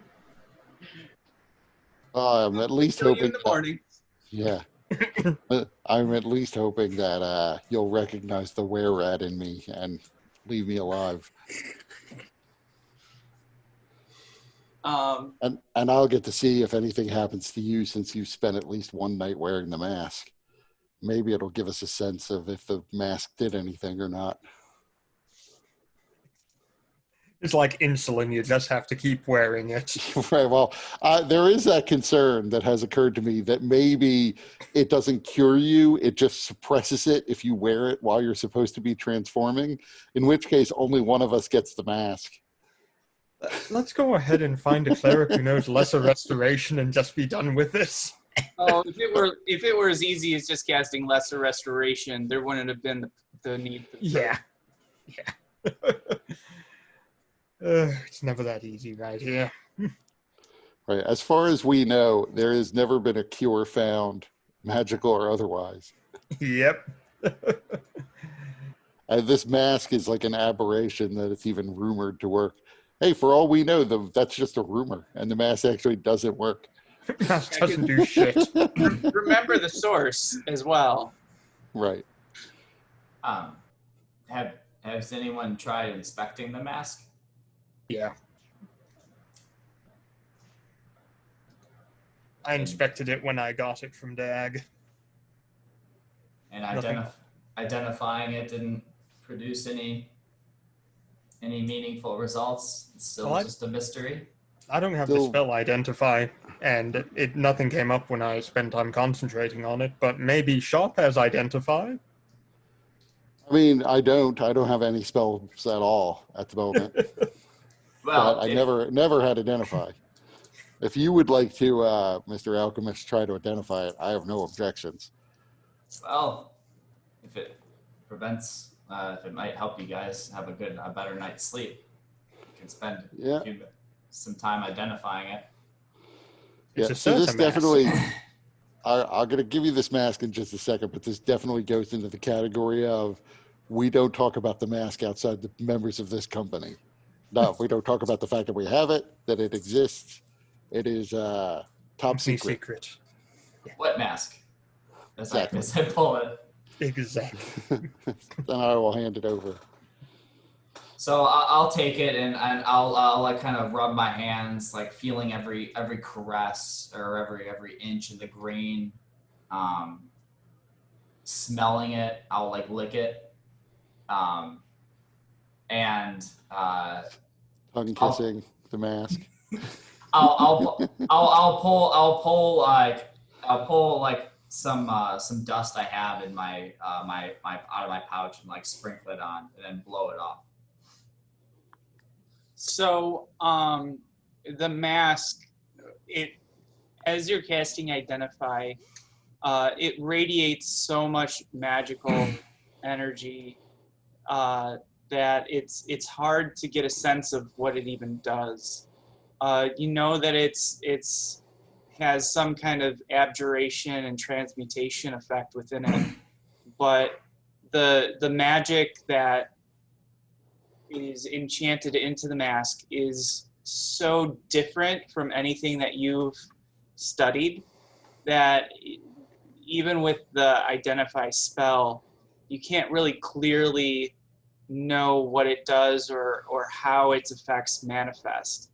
And being an artificer, you likely would have heard of certain items that are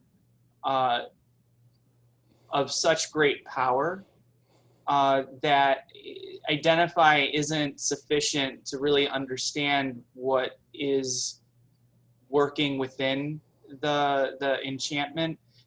You would need something along the lines of Identify with legend lore in order to truly understand what's going on.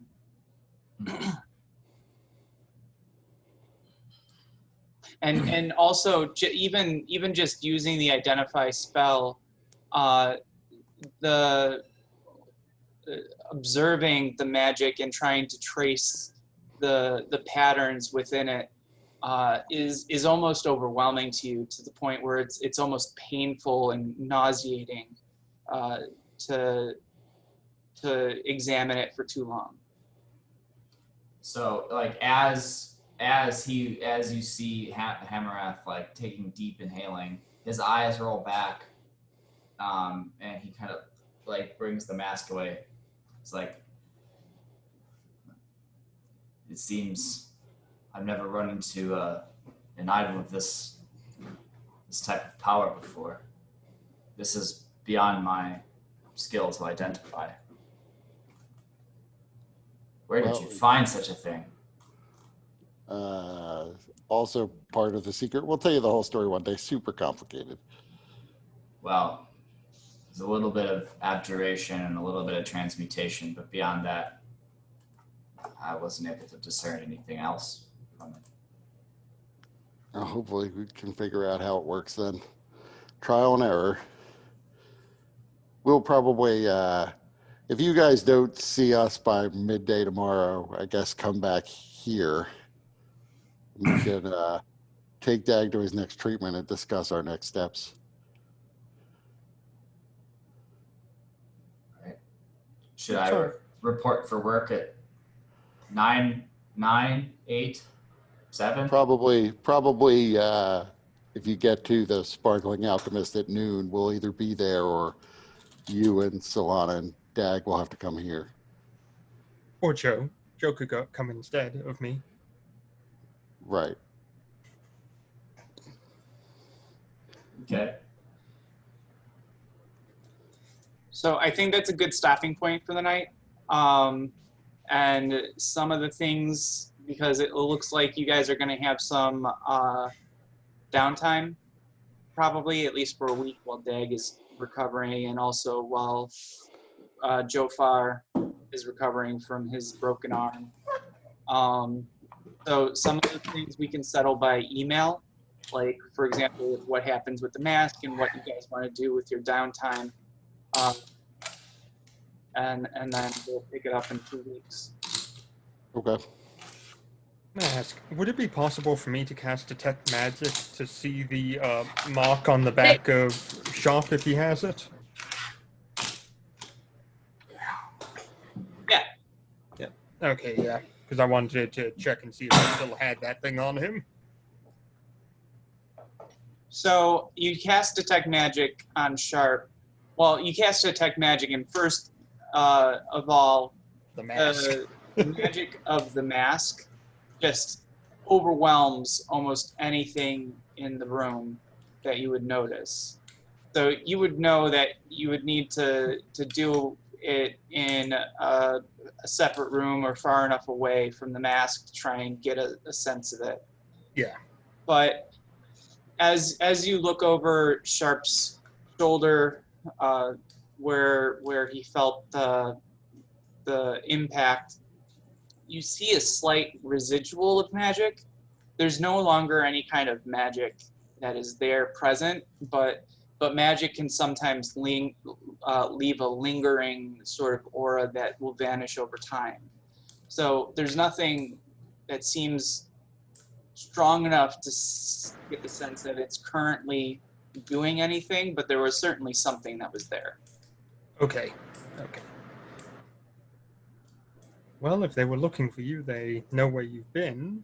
But other than that, you're fine. That's good. That means we can go back to the Sparkling Alchemist normally.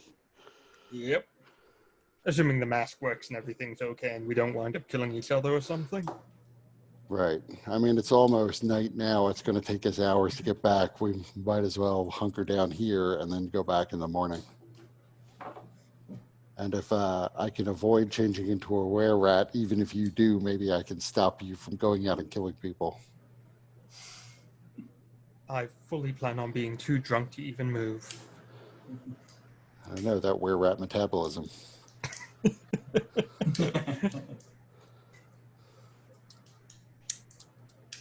it a Sharp Rhapsody now, since we no longer the red Halo? I was thinking Scaramouche Detective Agency, but Red. I still like Red Halo. I think that's a good name. Red Halo sounds good. Right. So yeah, I say we go with that. Yeah. I think I'll need to get a red background. I mean, just so I could fit in here.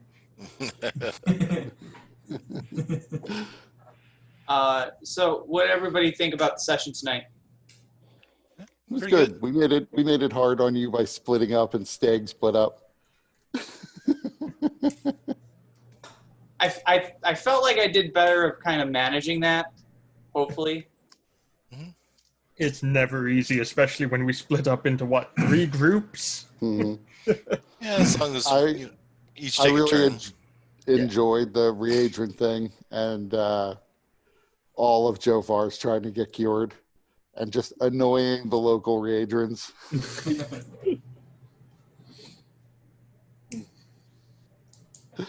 Putting on his reagent disguise, in the middle of reagent town, even though I'm pretty sure they knew he wasn't reagent. Oh, they definitely did. So one thing I had 45 Galifar left, which translates to 450. 45 dragons left, 450 Galifar.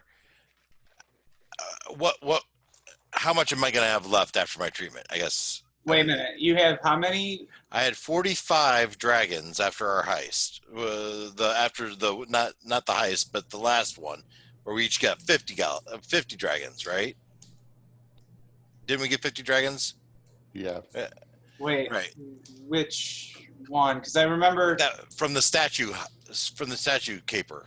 Yeah. you got 500 Galifar, and you used a Right. amount of that to buy the Sparkling Alchemist. Right. Yeah. Okay. Set me After straight. I'm not that, trying to. I don't. Yeah, I don't remember exactly how it broke down. But we bought the Sparkling Alchemist first. Then I divided up the rest of it and split it up evenly between everyone. And I think that came down to everybody getting like 50 dragons and 125 Galifar. Yeah, that sounds right. Okay. Yeah, okay. That is actually in my notes. That's what we had left over after buying the Sparkling Alchemist. So that's what I gave everyone. And somewhere I used 5 Galifar. That was for the healing potion. For the healing potion, yeah. Right. No, 5 dragons. Five dragons for the healing potion, right? So which puts me 40, 50. So I just want to know how much I have left after my share of my healing. So if you have what amounts to 450 gold pieces, Right. And the total cost is going to be 700. 700. So So Silhana and I threw in 200 each. So it's really 300 you had to come up with. all right. And So, I would put in 100.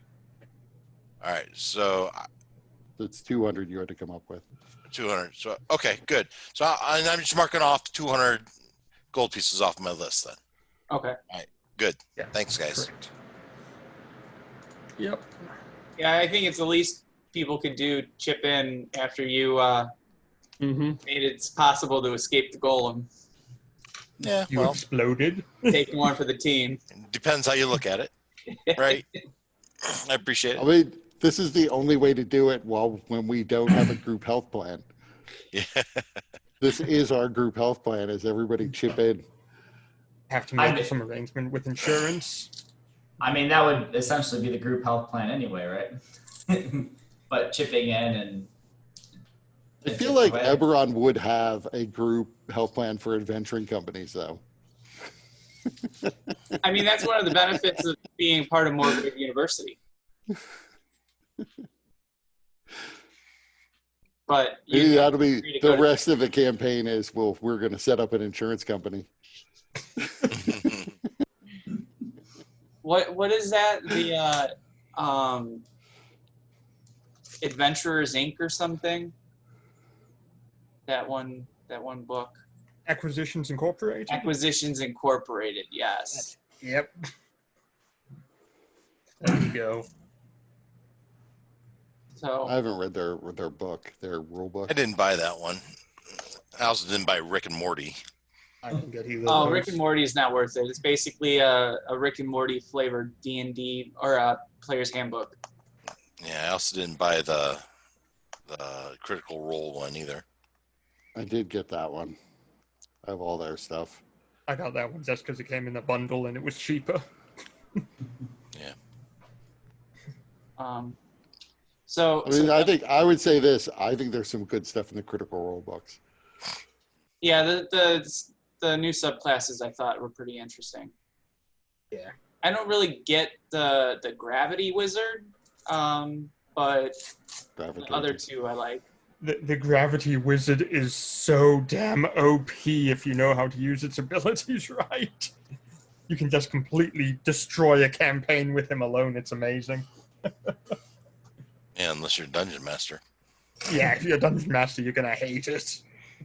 Yeah, I got a couple nephews that always min-max, and Yeah. that's one reason I like this game, Mike, is who cares if you min-max? We barely use it. Yeah, so that's kind of what I'm going for in this game. It's less about that classic dungeon crawl. I mean, it started out as a dungeon crawl to an extent, but that was just to kind of get the setup. Mhm. I really want this to be less about using your class abilities and more about how you utilize them towards solving the mysteries and dealing with the problems that come before you, because it's not meant to be like you guys are like heroes of legend. You guys are just average, well, a little bit better than average Joes trying to get by in a world that's just so ready to kill you. I don't know about that. I'm looking forward, more average than others. Wow. and a little bit more or less Joe than others. Yeah. I'm still Sure. waiting for us to do more than just the one thing we've done so far. We've done 2 things now. Well, I mean, we've done one actual paying job. The other was kind of to save our lives from Yeah. death. I think we need to build up our reputation, maybe take some celebrity photos or something.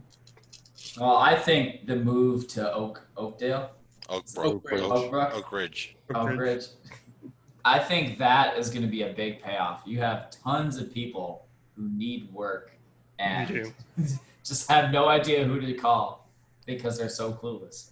You know, I know on my mind is getting back to that Baker, and if that abusive Baker is weighing on Dag's mind.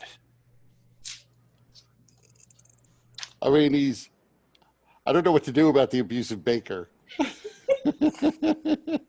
Oh, we could frame him for something. You had your opportunity. Yeah, I don't know that getting rid of him is like what's in the best interest of his family. Like, I don't know what their situation is. It's not necessarily that they wind up running the bakery and are happy and prosperous because he's gone. So we kill the family and frame him as the guy who went ahead and did it. Give you Two birds with one stone. the wife and child some power over him, so he's a little bit more scared of them. Well, would they use it? Because in situations like that, there's also some codependency factoring in. Yeah. Right. You just can't leave him. Like, for example, they already have it over him that he beats them, and that's not enough for them to be able to, like, get out from underneath. Yeah, well, that's weighing on Dag's mind. Ilhana beats him to within an inch of his life where he has to be fed for the rest of his life through a straw. Now They're we're holding something over him. They're See, I'd acting. say this. Sharp is the sort of person who he's a little conflicted because it does bother him, actually. But at the same time, there's another part of him that's thinking, this is Sharp. If we're going to spend our time going after every abusive asshole that beats their spouse, that'll be the rest of our lives because this is Sharp. There's 100,000 guys as bad as him or worse. Well, Sharp But we has could to go feel stop. that way as he has dealt with Joe Farr. Joe Farr is my abusive baker. Joe Farr is Wow. your abusive. All right, guys. All right. All right. Well, thanks everyone for playing. See you guys in 2 weeks. Except Right, for those see of ya. you in my Descent to Tavernia game, then I'll see you on Tuesday. All right. Bye. Bye.